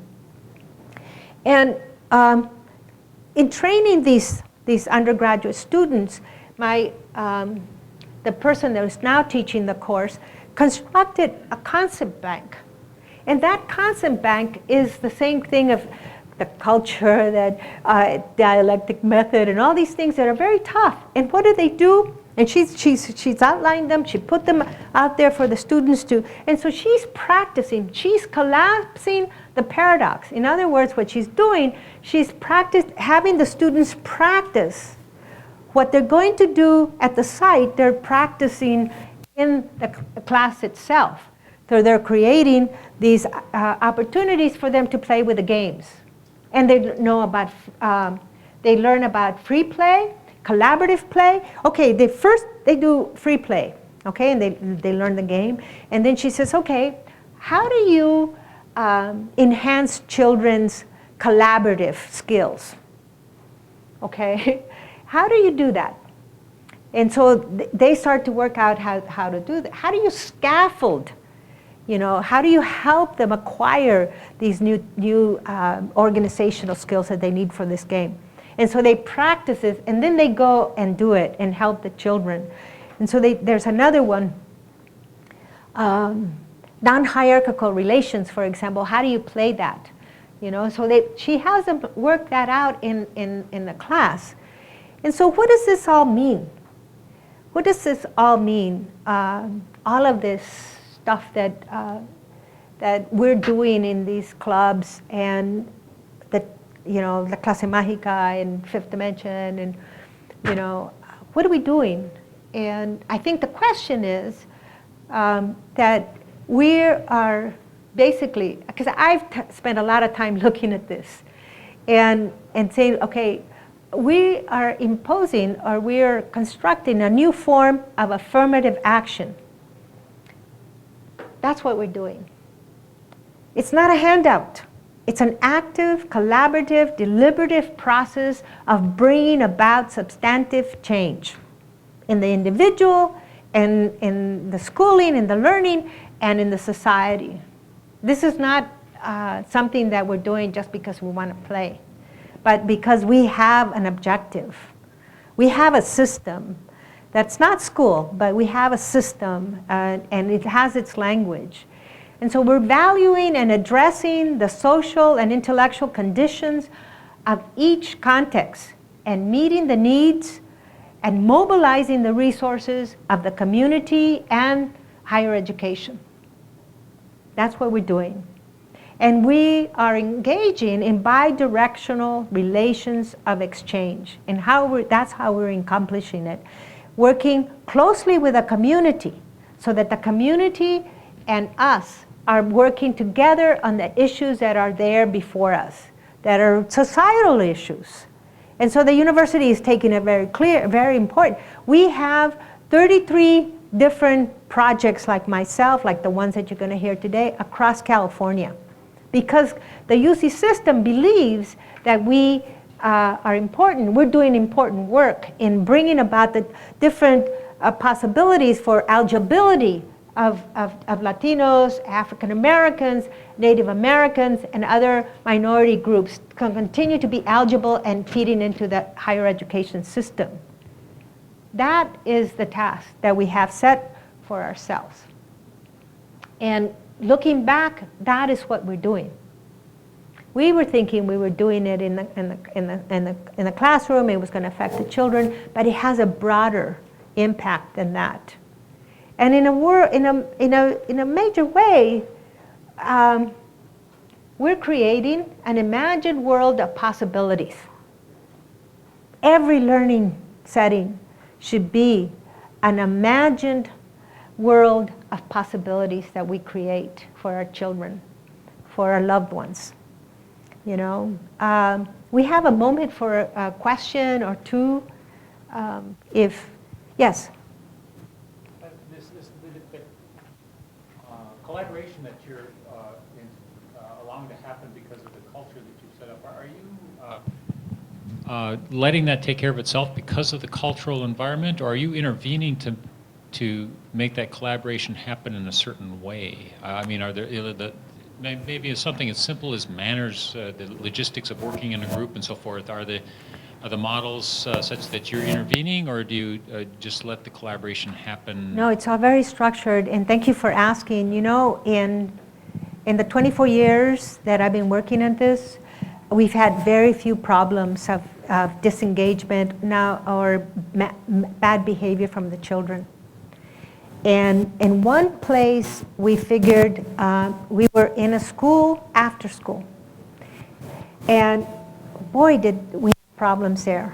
And it was very difficult. And what happened, and I wrote about this, is that the culture of the school was coming into our setting. And so the children didn't know whether to behave in the way of the school or the way of the clase mágica.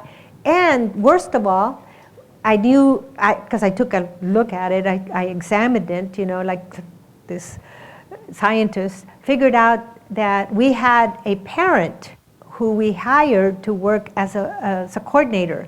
And that coordinator thought that she was a teacher. And so she didn't want the children to talk. She didn't want the children, she wanted the children to raise their hands. And I was about to, again, had to be constrained. And I went and talked, I went and talked to the principal, and I said, look, I gotta get her out. And he says, you can't. I said, I gotta get her out. I mean, I reviewed the field notes for my students, and this is a problem, and it's causing this problem. And he says, well, give her an option. He says, give her an option that she can't refuse. And I said, look, I gave her the option. I was losing the coordinator, the head coordinator, and I said, look, I'd like for you to take the coordinator's position. But in order for you to do that, you have to do this work with love. You have to love the children as if they were your own. Or maybe not your own, because maybe she doesn't love her own kids. But I gave her that task of doing the job that was required with all the, you know, all of the stuff that I've been talking. She refused and left. And says, well, you know, I don't have any more money. I have to hire somebody that can do that. But that's when it's out there. But we do, the training that we give those students is about working scaffolding. And here, you got to do this. Letting the child still be in the driver's seat. You just provide, hey, do you remember last week you were talking about this? Well, that makes sense right here. Or have you done this at home? You remember doing this at home with your father? When was that? Okay. Oh, yeah, that seems like this is what you're doing here. So, yes, and respectful. is absolutely important. So with that, I need to respect the time, and I want to thank you for being such a great audience and allowing me to be just, full of life and joy in talking to you, and thank you for volunteering and my pushing you. And if you're confused and full of rage, as Culture Clash talks about it in their performances, send me an email, which is there. Send me an email and I'll try to respond to you. So thank you again. You've been a great, great group.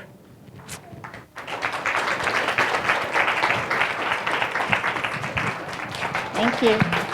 Thank you. Thank you, everyone, and welcome. Is my mic okay? I'm not used to hearing myself in stereo sound. I'm stereo sound in 3D today, so. I know you all, I think everyone here was just in Dr. Vasquez's presentation on collaboration and learning and development of kids. And so I'm not going to go too much into the theory of La Clase Mágica. She mentioned La Clase Mágica, but I'm going to talk about our program, and it started in 2009, and it's got lots of wonderful components, but in order to give my colleagues enough time to present on the other programs, I'm going to go and just touch on certain things. And so what I wanted to emphasize in this presentation is the digital literacy practices of La Clase Mágica, okay? So there's Dr. Vasquez, you all heard her talk, and so ours is based on her Clase Mágica model in San Diego, sorry. Ours is LCM at UTSA, and it's between the university and Las Palmas Elementary.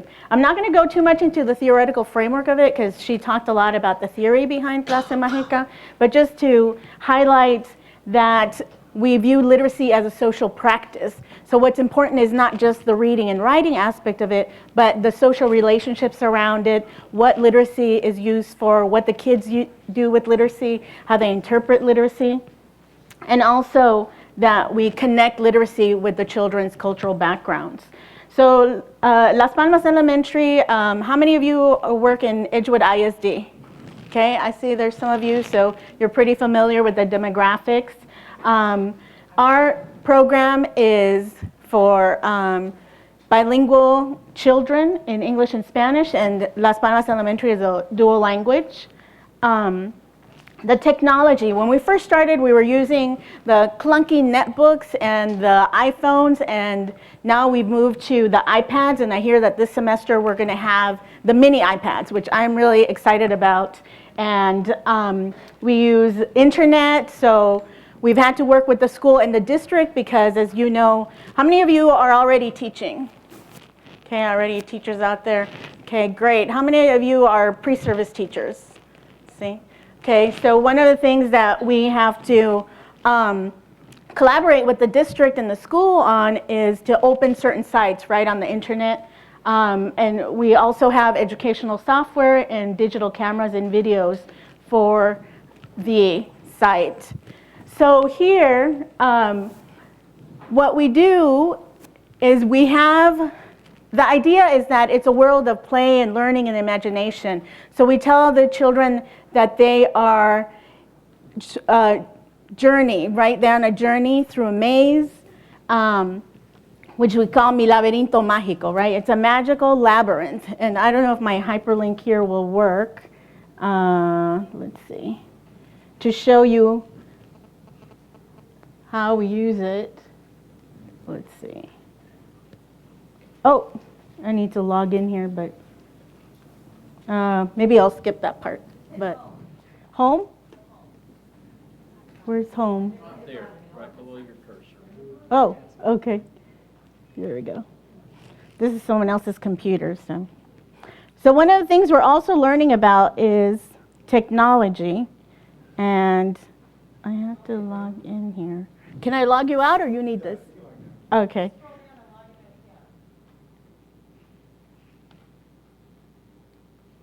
Okay. And this is Moodle, for those of you who are familiar with this organization system. Oops.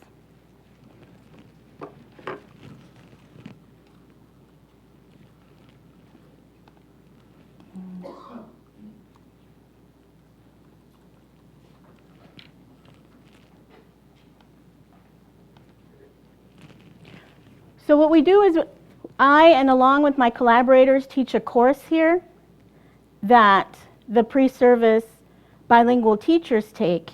And I know there's a couple of you in here. How many of you have taken the course and been in La Clase Mágica? I see Liz and I see Oralia. Did you also go through it?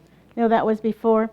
So what we have is, we have the maze over here on the Moodle.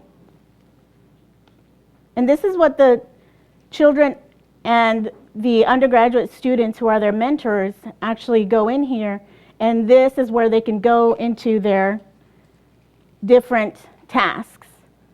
So this is where we have the different activities. Let's see if this works. So they can have, for example, and since it's a bilingual, bicultural space, these task cards are in Spanish. So una aventura climática, right? So this is an activity where they can focus on the climate. They're going to do some internet-based learning in collaboration with the mentors. They also have different levels. They can start off at the beginner, go into the intermediate, and go into the expert also. So there's various activities, and we're constantly working on these. How do I get back to my PowerPoint here? At the bottom? Is it over here? No? ¿Dónde estoy? Oh, here it is. Okay. So they're constantly, so that is what they do when they go into the school site. They go into the Moodle, and that gives them access to the different activities. And these activities are constantly evolving. So from when we started in 2009 to where we are now, we've been able to create lots of different activities. They also use iPad. On the iPad, they use different apps. And recently, it was our previous bilingual teacher candidates who've gone through the program who are now designing these learning activities. And oftentimes, they are focused on the STEM, right, on math, science. But around that, there's a lot of literacy activities. And one of the main components is writing to this magical being who we call El Maga. And for those of you who are bilingual in English and Spanish, you know that it's supposed to be El Mago or La Maga, but we want them to not know the identity of this magical being. So the kids write to El Maga, and then they, El Maga always responds back. And that's a key feature of the program because we're trying to instill in the children that literacy has real life purposes, right? Because a lot of times in schools, kids will write something, but then they'll never get a response back or no one will read them. So in this example, we have Amanda who says, oh, and the English is on the right, and I'm going to read the Spanish. Hola, Maga, ¿cómo estás? How do you know it's your birthday? Fui trick-or-treating y mi bolsa estaba tan pesada que no la puedo cargar. You know, there's some misspellings there. Fui disfrazada de Princess Diana. If I was you and you were me, then I would be happy if I had my birthday. And El Maga writes back to Amanda, and Maga usually responds in Spanish. Sometimes El Maga will code switch. We see more of the code switching, you know, the use of English and Spanish in the children's writings. And we also see a lot of their own personalities coming through and their own experiences also. Like Princess Diana, who knows what who Princess Diana is? Okay, who's Princess Diana? The Disney, yes. And so those of us who aren't familiar with pop culture are like, wait, who's Princess Diana? And you can see that she code switches, and that's a very important part of our program too, because we know that bilinguals, how many of you are bilingual here in English or Spanish or any other languages? We don't keep the languages separate when we speak or when we think. We do switch them up. We use English and Spanish for different purposes. Here's another one, and because the children will also develop this relationship with El Maga, and that's very important. And a lot of the students, for example, Rigoberto, he's been in the program since it started. So it's been years that he's been developing this relationship with Maga. And he says, hola, Maga, yo fui a México, a los lugares que fui en México son Piedras Negras, Sabinas y un ejido que se llama Ovallos. Es donde vive mi abuela. También disfruté con mis primos. Gracias por preguntar. So the children also talk about the different trips they take. And Maga writes back, and he affirms, he or she, affirms their experiences. So Amaga never really corrects them with their creative spellings or with anything that they might talk to Maga about. Amaga always values and affirms their experiences. And Maga says, me da mucho gusto que hayas ido a México. Yo he estado allí varias veces. ¿Verdad que es muy bonito? Qué bueno que viste a tus primos allá, así como a tus abuelos también. So the children are constantly bringing these, what we refer to as their funds of knowledge, from their trips to Mexico, from their trips to different parts of Texas, to Clase Mágica. And this is another example of the children's work. This is a fotonovela, and I know that Adriana Garcia, who's one of the PhD candidates in our program, is going to be presenting on Friday. So this was her idea. She created a task card to go with the fotonovelas and also used an app. This is the earlier incarnation of the fotonovela. But here children also, they take pictures, they're able to put in their bubbles and to write their stories because, and I think Dr. Vasquez talked about children's narratives, right? That a lot of times children are full of imagination, narratives and stories, but during the school time there's not enough time or space because of the many things as teachers you have to cover for them to be able to share that. So that's very important. So this is Amaya. And I'm not going to read all that because there's other components of the program that I want to talk about. But you can see that they take a lot of joy and pride in putting these together and that these are literacy experiences. They are being mentored by the undergraduate bilingual teacher candidates through that. So,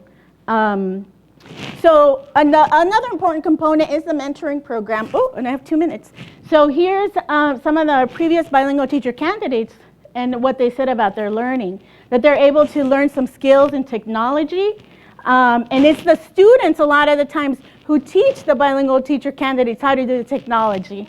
And they're teaching me too, you know, as a professor. And that they see how this is going to be valuable for their future bilingual teachers, as future bilingual teachers. There's another component to our Clase Mágica, which is the family component, that we have monthly technology workshops for the parents of the children who are in La Clase Mágica. So you can see some of my colleagues are here, Dr. Machado Casas, Dr. Arreguin Anderson, and some of the parents. We have surveyed the parents because one of the things that we know from the literature and the research and also talking to the parents is that a lot of times they don't have access to technology or to the internet. They might have a computer, but maybe they can't afford to have the internet, right? So we found that some of them have computers in the home, but not technology access. And here's one of the comments from one of the mothers. And here's Dr. Claes, who's the executive director of ATE, in the background. And the parent says, the Spanish is on top and the English is on the bottom. Gracias a ustedes, mi hija ha aprendido cómo manejar la computadora y más acerca de la tecnología. Ella nos enseña en la casa a nosotros y a sus hermanos y el taller. También es muy bueno porque aprendemos más nosotros. Gracias por preocuparse por nuestros hijos y por nosotros. Gracias. So the parents themselves also get into the technology and they're learning. So the learning we see not only in La Clase Mágica space, the after school program, but also from the parents, and they show us that in the home they're also doing that. And Dr. Machado Casas, one of my colleagues, is also doing research on that, how they're using that technology in the home. So I think I'm probably out of time.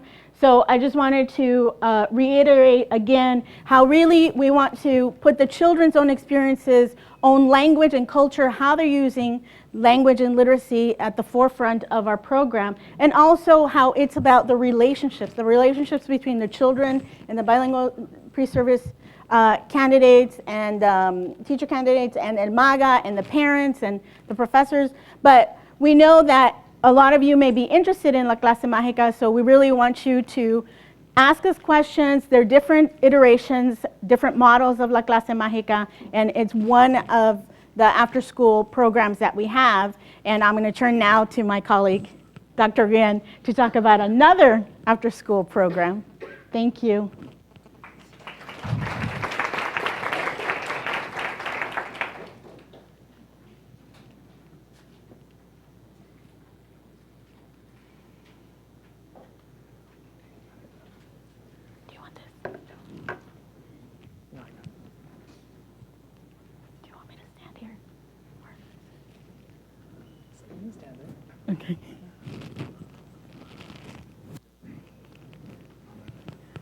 See, this is why technology is important, because we're need to learn more and more. Oh, okay.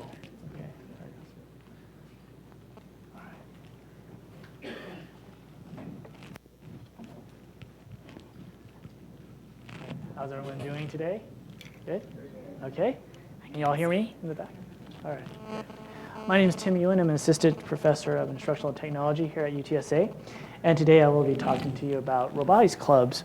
One of the activities that we sponsor here at ATE are after-school robotics club that Dr. Ike talked about. And I will talk to you about robotics and maybe something, maybe spark some interest in you in starting one at your school. And we have several already on the ground. So I know some of you may have already had some experiences with it. And if you've never learned about robotics or you never heard about robotics or how it can help you or help your students, hopefully this will give you the information for that. Okay, so I'm going to talk about why robotics, what are the robotics clubs, what it means to have a culturally efficacious robotics club, and what do we need to start one. Okay, so why robots? Well, first of all, does anyone know what a robot is? Not the dance. Who Not can the do dance. the dance? No, I'm not going to do the dance. Okay. Do y'all remember Johnny Five? Okay, maybe I'm that old. All right, so robots. Robots are machines that we design to complete tasks, to help us with some type of activity. And usually robots learn about their environment so that they can complete the task effectively and safely. And it's someone, a human, that will design and program the robot to do that. So why robotics? Well, one of the things that we are trying to do here at ATE is to engage students in STEM. We have an issue with underrepresentation, specifically with minorities and women in the STEM fields. And robotics is one way that has been used to get people interested and get them into those fields. It connects to a wide variety of topics within STEM, and I just threw out some that I have seen in my observations, in my research with robotics. And it kind of touches around all the little subtopics. So we have things like design, engineering design. We have material science, looking at how to build a robot that's sturdy. We also see that they have programming parts to it. They have to program the computer, and we use computing concepts to do that. A lot of debugging that goes on. In getting the robot to navigate properly, we have to use a lot of math skills there too. I shouldn't move because I get feedback when I move. It's also a very collaborative activity. Children work together, or even adults work together on problem solving and trying to come up with the optimal robot. It's very interdisciplinary, as most engineering problems are. It requires a wide variety of expertise and skills. And some sample topics. This is in the context of LEGO Mindstorms NXT. There's also the LEGO WeDo, which is for younger kids. Some of the tasks that you might have in robotics clubs might be how to design and how to build a robot that will go and complete the task, something that will last rather than break apart when it starts moving. Some of the topics are programming topics. If any of you have taken a computer science class, some of those programming topics will come back up. We also look at using data that we gather through sensors from the robot that we attach to it, and how do we use that data to complete the task. All right. So here are just some examples, some pictures of robots, and these are the LEGO Mindstorm kits. And if you've seen any robotics competitions, the common platform is LEGO Mindstorms. I built this one myself yesterday because I wanted to give you a picture. The other ones I have from my research, so it took me a little while to do that. All right. So usually what drives a robotics club and its curriculum are competitions. There are two of them listed here. First, LEGO League, which is pretty large. It's on the national level as well as the regional. And GEAR is something that we have here in the San Antonio region. It is hosted by our College of Engineering and held at UTSA campus. So these competitions differ every year. There's a theme, and you're building a robot to address those themes. For example, excuse me, the first LEGO League, the theme was senior solutions, and that was building a robot that would help senior citizens with their daily tasks. And last year, GEAR's theme was building robots that would complete farming tasks, like moving farm equipment from one side of the farm to the other, or turning on certain valves. So you're given this theme, and you're given the different tasks that are involved, and you build your curriculum around that. Okay. So what does robotics afford? One of the things we find with underrepresentation, especially with those in the low socioeconomic status areas, is that they just don't have access. But if you create a robotics club, give them the opportunity to play with robotics and get involved in these areas, just that exposure might be interesting for them. We see in the research that robotics have been used for motivating and engaging students at all levels, from kindergarten all the way till college. I actually didn't take robotics. My first robotics class was a grad student, and that was a graduate computer science student class. So it is applicable for all levels. And there are different robotics kits that address the different levels. Okay. You heard me talk about some of the themes that were used in some of the competitions, and they are authentic and real world. So we build robots to help us with daily tasks. Well, you're doing the same thing with children, it's just on a smaller scale. So they can see where maybe some of the math knowledge will be applicable, okay, how they can use it. It's also very collaborative. Often robotics is a collaborative activity to emulate actual engineering problems, which are very large in scale, require multidisciplinary, interdisciplinary approaches, and usually have a large team. Okay. So now, what are robotics clubs? Well, they're after-school informal learning environments where children learn to design and build their robots. They are normally student-centered. They're given the task, and the children will work together on figuring out how they will accomplish that task, and they're usually supported by some adults.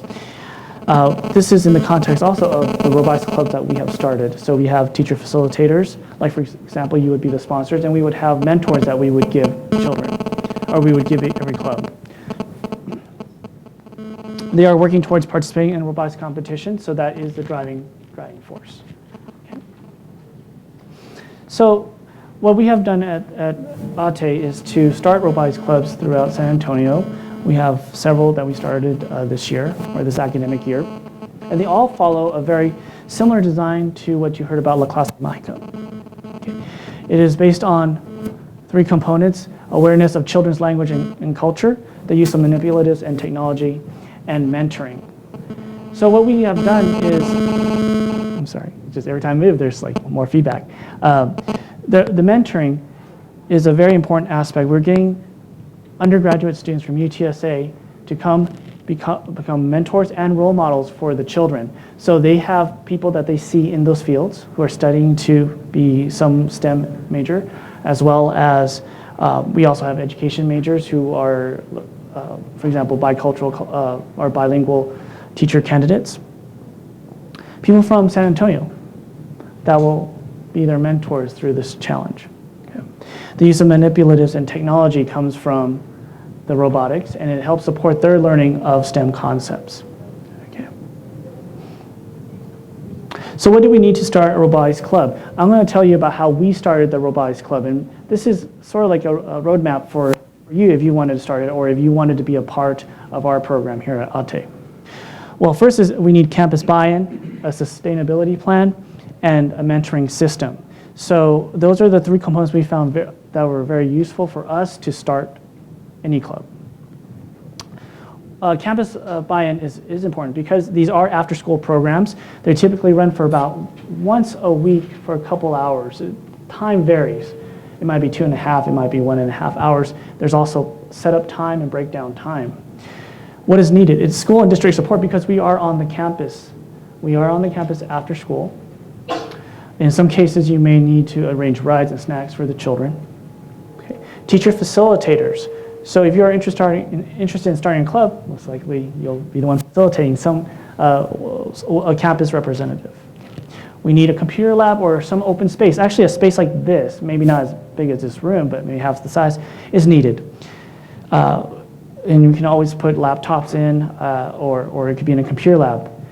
A lot of the challenges require a board, which is quite large. It could be several feet by several feet, and it would just be laid out on the ground. You may have multiple boards for multiple robots. Storage space. The robots that we build, sometimes they get pretty large in dimension, and the equipment that is needed can also be very bulky. So we need the ability to store these items preferably locked. Okay. And other resources, like, for example, the game board I was talking about. Usually those are pretty large. So here's just an example of one kit that it comes with different robotics components. You build those together, you put them together. There's software that you have to install on the computer. So you would have to arrange with your network administrator to install the software. The programming is actually is pretty simple. It's pretty nifty. It's drag and drop programming, much easier than typing out code. Okay.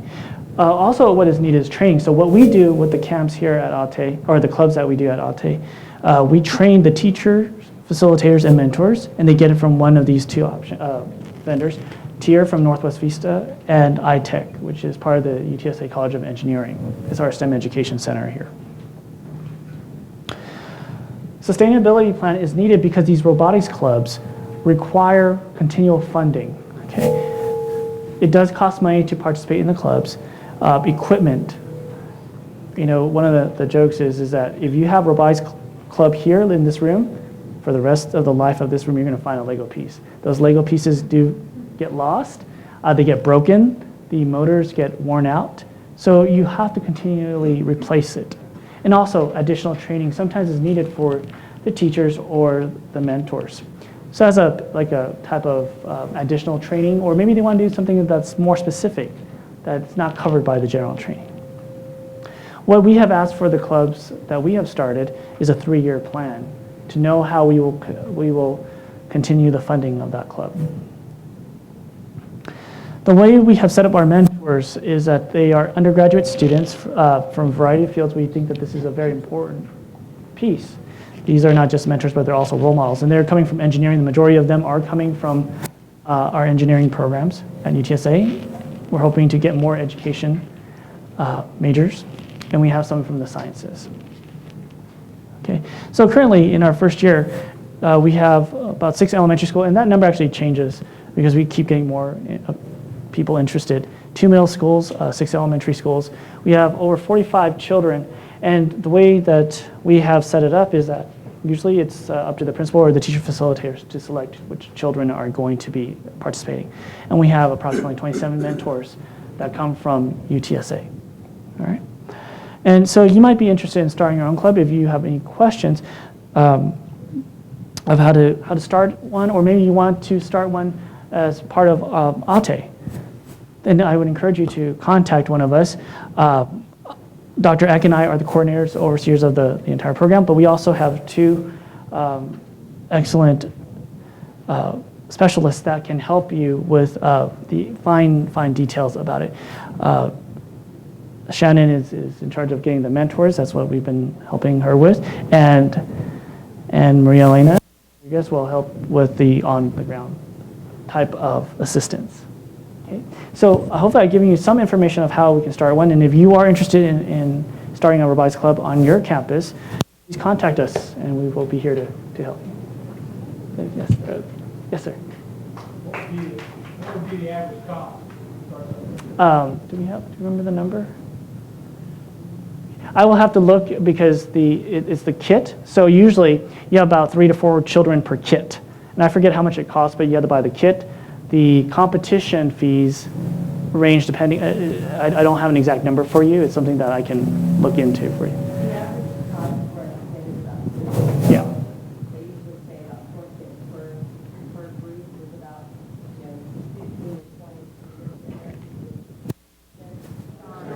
All right, so, I got another microphone here. So maybe we can pause for a second here. I like people talking to each other, and at the same time, it's always great. It sounds like people are really sharing, which is good to hear. Let's get a few volunteers, maybe folks from this table here. Anybody want to share what things people were talking about as they were discussing pre-Columbian mathematics. Even if there were questions, that would be fine as well. How about you, ma'am? Well, we were making comments that it would be very interesting to know, the kids to know about the culture that existed, at that time, Mm-hmm. and what methods they used, and maybe some that we used at this time. Okay.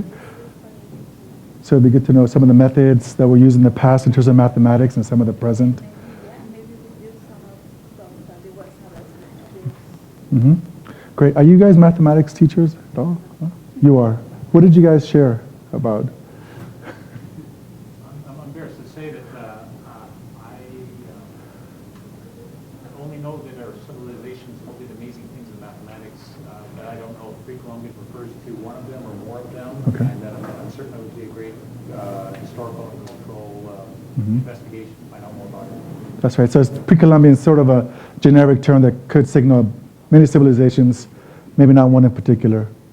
What about that table right over there, right in front of the camera? Any of you guys want to share? We're talking about the Mayan calendar. Okay.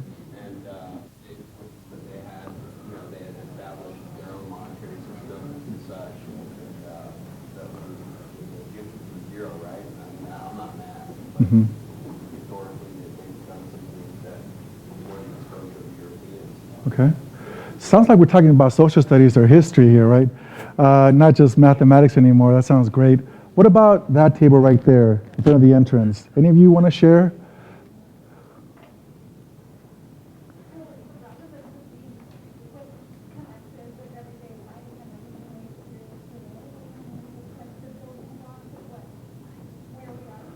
Okay, so maybe the past has a key connection in terms of being the building blocks to what kind of mathematics we use today.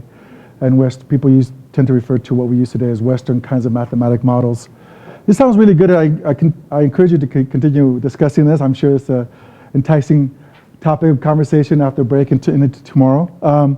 And these are questions that are good for you to think about as you consider a pre-Columbian mathematics club in your school. What's the relevance? Perhaps your principal might be asking, what is the academic benefit of doing a pre-Columbian mathematics? It's easy to see the robotics connection, and maybe even the literacy connection to La Clase Mágica, but pre-Columbian mathematics, where exactly do we get the yield in terms of mathematical achievement or otherwise? Well, I'm going to see if I can do some kind of pitch for all of you in terms of the academic content here this afternoon. So, well, I'm reminded of something that one of our mentors talked about when he was talking about science. And no one can debate the fact that science is a very important subject in STEM. Often is seen as the gold standard in terms of methodological inquiry. Eugene Garcia only recently has been acknowledged as being a real resource in terms of promoting more science instruction for all students, Hispanic students, African American students, Native American students. And his kind of calling or mantra has been saying exactly this idea, which is that science is an excellent context for science learning for all students. And he's been able to persuade folks to consider the fact that science, well, we all know science. We're all experienced in terms of having contact with the natural world. We all have experienced this afternoon probably some of the rain that's come down on us in this San Antonio summer that we're experiencing. We all have an opportunity to see the clouds every day, every morning. Some of us may go to the beach. I just went to Corpus Christi last weekend and saw the beach for the first time in the Southwest. Kids have these experiences with the natural environment that are constant, that are consistent, that are very diverse. Well, in the context of mathematics, kids also have this mathematical context that is very diverse, that's consistent, that can be used as a lever for promoting mathematical learning. How does that sound? Okay, yes? Okay, well, let's see. Well, ethnomathematics is this idea that has been around for a long time in education. This is the idea, there's several perspectives about what ethnomathematics actually is. One is this idea that ethnomathematics has to do with the connection of different cultural groups to mathematics. This is this other idea that ethnomathematics is the study of the relationship of mathematics to different cultural groups as well. And then this other idea of mathematics as kind of cultural practice. So when we think about mathematics, not just something that you do as in terms of a calculation or an operation, some kind of exam that we all have to perform in school, but something that's been around for a long time, different cultural groups over history, going back to Dr. Vasquez's point about social historical perspectives. Well, this makes a lot of sense. We are not reinvented the wheel here. Mathematical concepts have been around for a long time and have been part of very important ideas in different civilizations over time. And it matters that we think of mathematics as an evolutionary, social genetic kind of practice. Well, bringing it back to our current issue with achievement, we're reminding constantly that kids are underachieving in mathematics, that there are achievement gaps, right? And it's really hard for us as educators to think beyond this crazy, sometimes very burdensome kind of priority to have kids do better in standardized tests and narrow this achievement gap between white students, African American students, and Hispanic students. One of those studies, for example, this woman at UT Austin has shown that even with kids who are going to or taking at least one course in high school of an advanced course, we still have a lot of work to do in terms of narrowing the achievement in terms of kids who are taking those advanced courses. So never mind how well kids do in terms of achievement between non-white and white students, but even within those categories of kids who are taking pre-calculus, algebra 2, we still have a lot of work to do in terms of narrowing that achievement gap. Well, we're never going to forget about this kind of priority, right? We're always going to be thinking about this as we think about mathematical kinds of priorities. But thinking about expanding the mathematical context for leveraging existing experiences that kids already have in the natural world, making calculations, having to make purchases, maybe working at a flea market, right? Having to, what do you call it, haggle, right? In terms of selling something or buying something. Well, kids already have these mathematical kinds of experiences. Why not make use of that? Is what the pre-Columbian mathematics work is trying to ask us in this room. And not be completely focused only on, not to say forget about the fact that we do want to narrow the achievement gap, but let's see how we can expand that mathematical context and engage kids in real world kinds of situations where they can think about what they do in terms of mathematics at home, what they do in terms of mathematics with other people in social practices, and think about the history of mathematics over time. I'm also reminded by this woman who's done some work, Rochelle Gutierrez has done a lot of work in Chicago and California with Hispanic students, and she reminds us when we think about promoting more equitable kinds of results for mathematics, that teachers like yourselves and other educators are constantly asking the either or kinds of questions in terms of mathematics. One is it about knowing your students or not knowing your students? Meaning, if you don't know your students completely, can we really have an impact on those students? If we don't know where kids shop, where they go to the flea market, can we really have an impact in terms of the cultural perspectives? Or does it not matter at all and just focus on the mathematics? Is it just pure mathematics, or is it knowing exactly what they do in terms of their cultural resources? Well, Rochelle would get us to say it's not one or the other, it's both. We have to do both. There are these tensions, we have to acknowledge them and say, you know what? Yes, that's something we need to answer. Do we need to be in charge of the classroom constantly, or do we need to let the kids take charge of the classroom? Being in charge of the classroom obviously means that we need to make sure certain things are done, certain tests are taken, certain homework assignments are completed. Or is it okay to let may happen in the classroom? Well, in the context of more informal learning situations, one or the other could happen.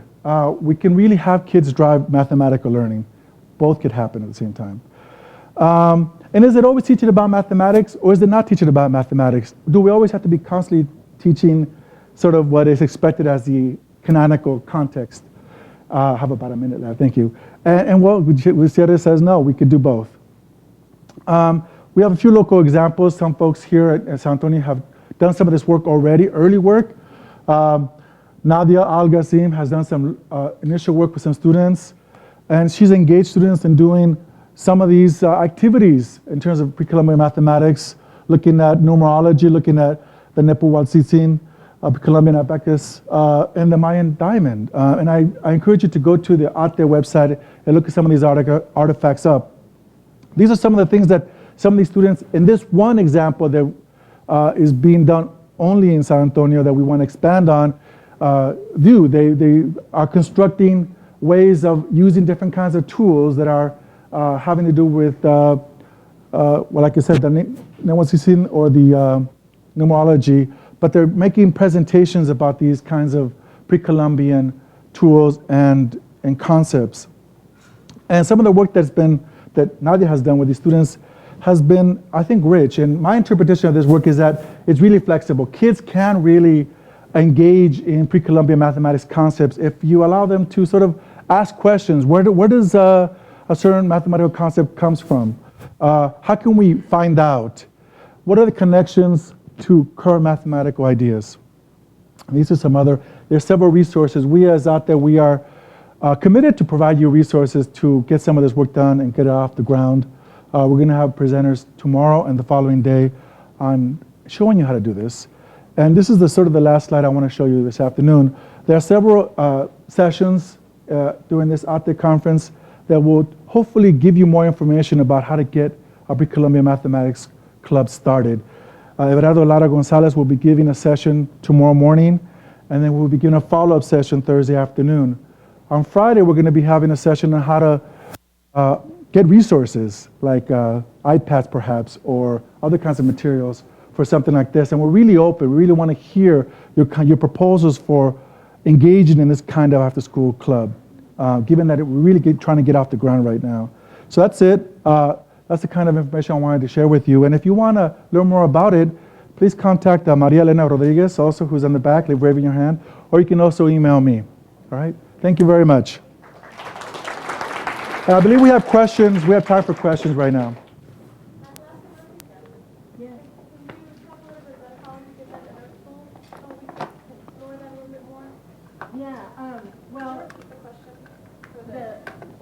The question is, how can Clase Mágica get started at your school? What school are you at? School of Excellence, a charter school. Well, the way we started the program at Edgewood is that we received grants through the Academy for Teacher Excellence.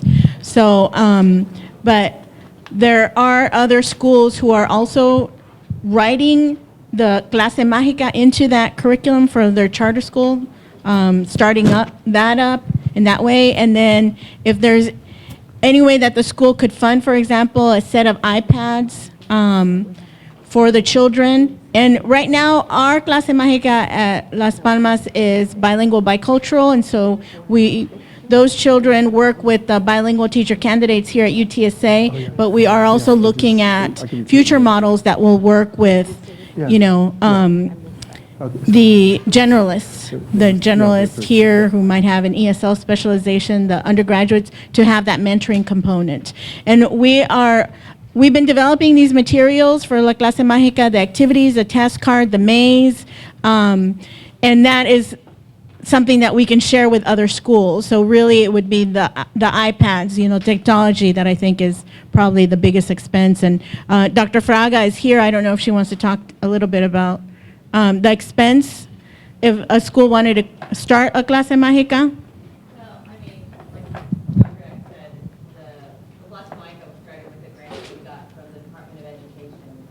And I know within this next week, I'm not sure what day it is, either Thursday or Friday, we do have a session on grant writing, on how to help you write grants to gain funds to start some of these after-school programs for yourself.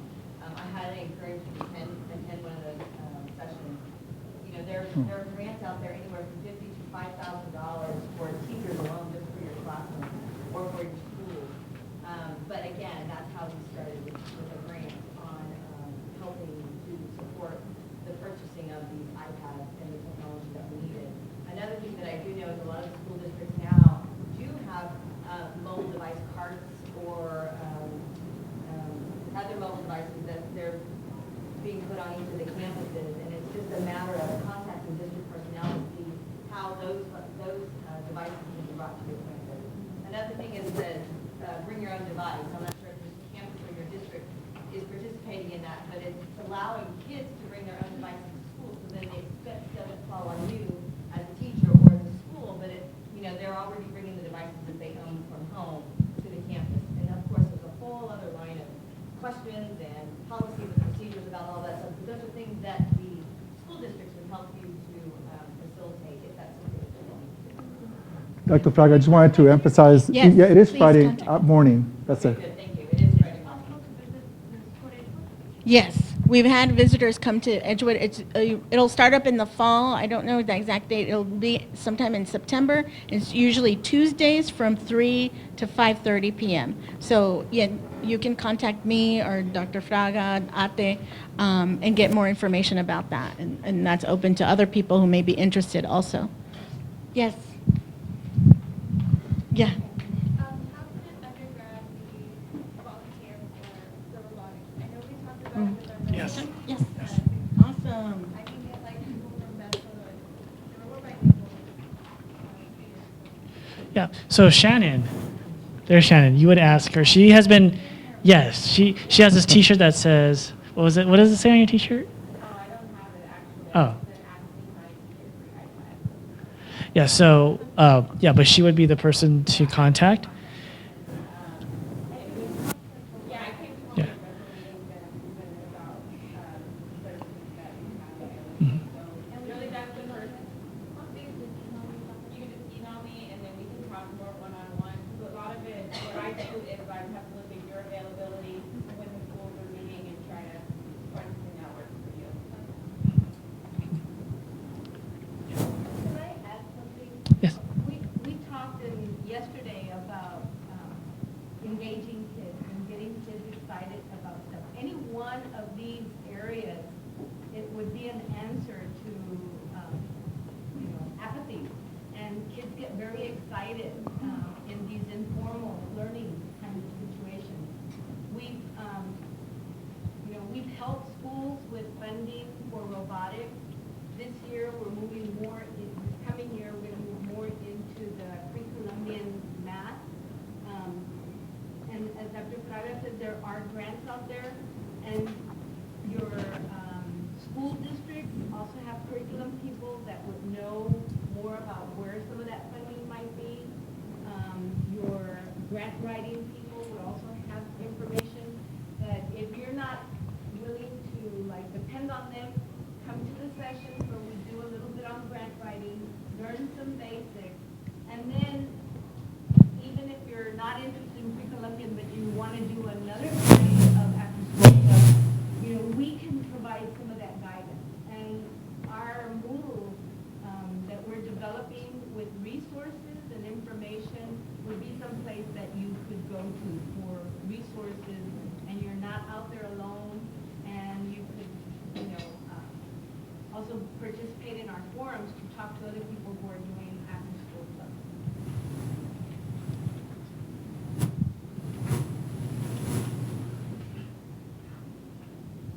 So any more questions? Okay. We I done? think to end, I think the final thing that we want to talk about these informal clubs is that, like Diana was saying, is that a lot of the information about our clubs are on our Moodle site or on the APTA webpage. And if you ever have any questions, or of somebody who may be interested, please direct them to those two pages. And any one of us will be happy to help you answer any questions.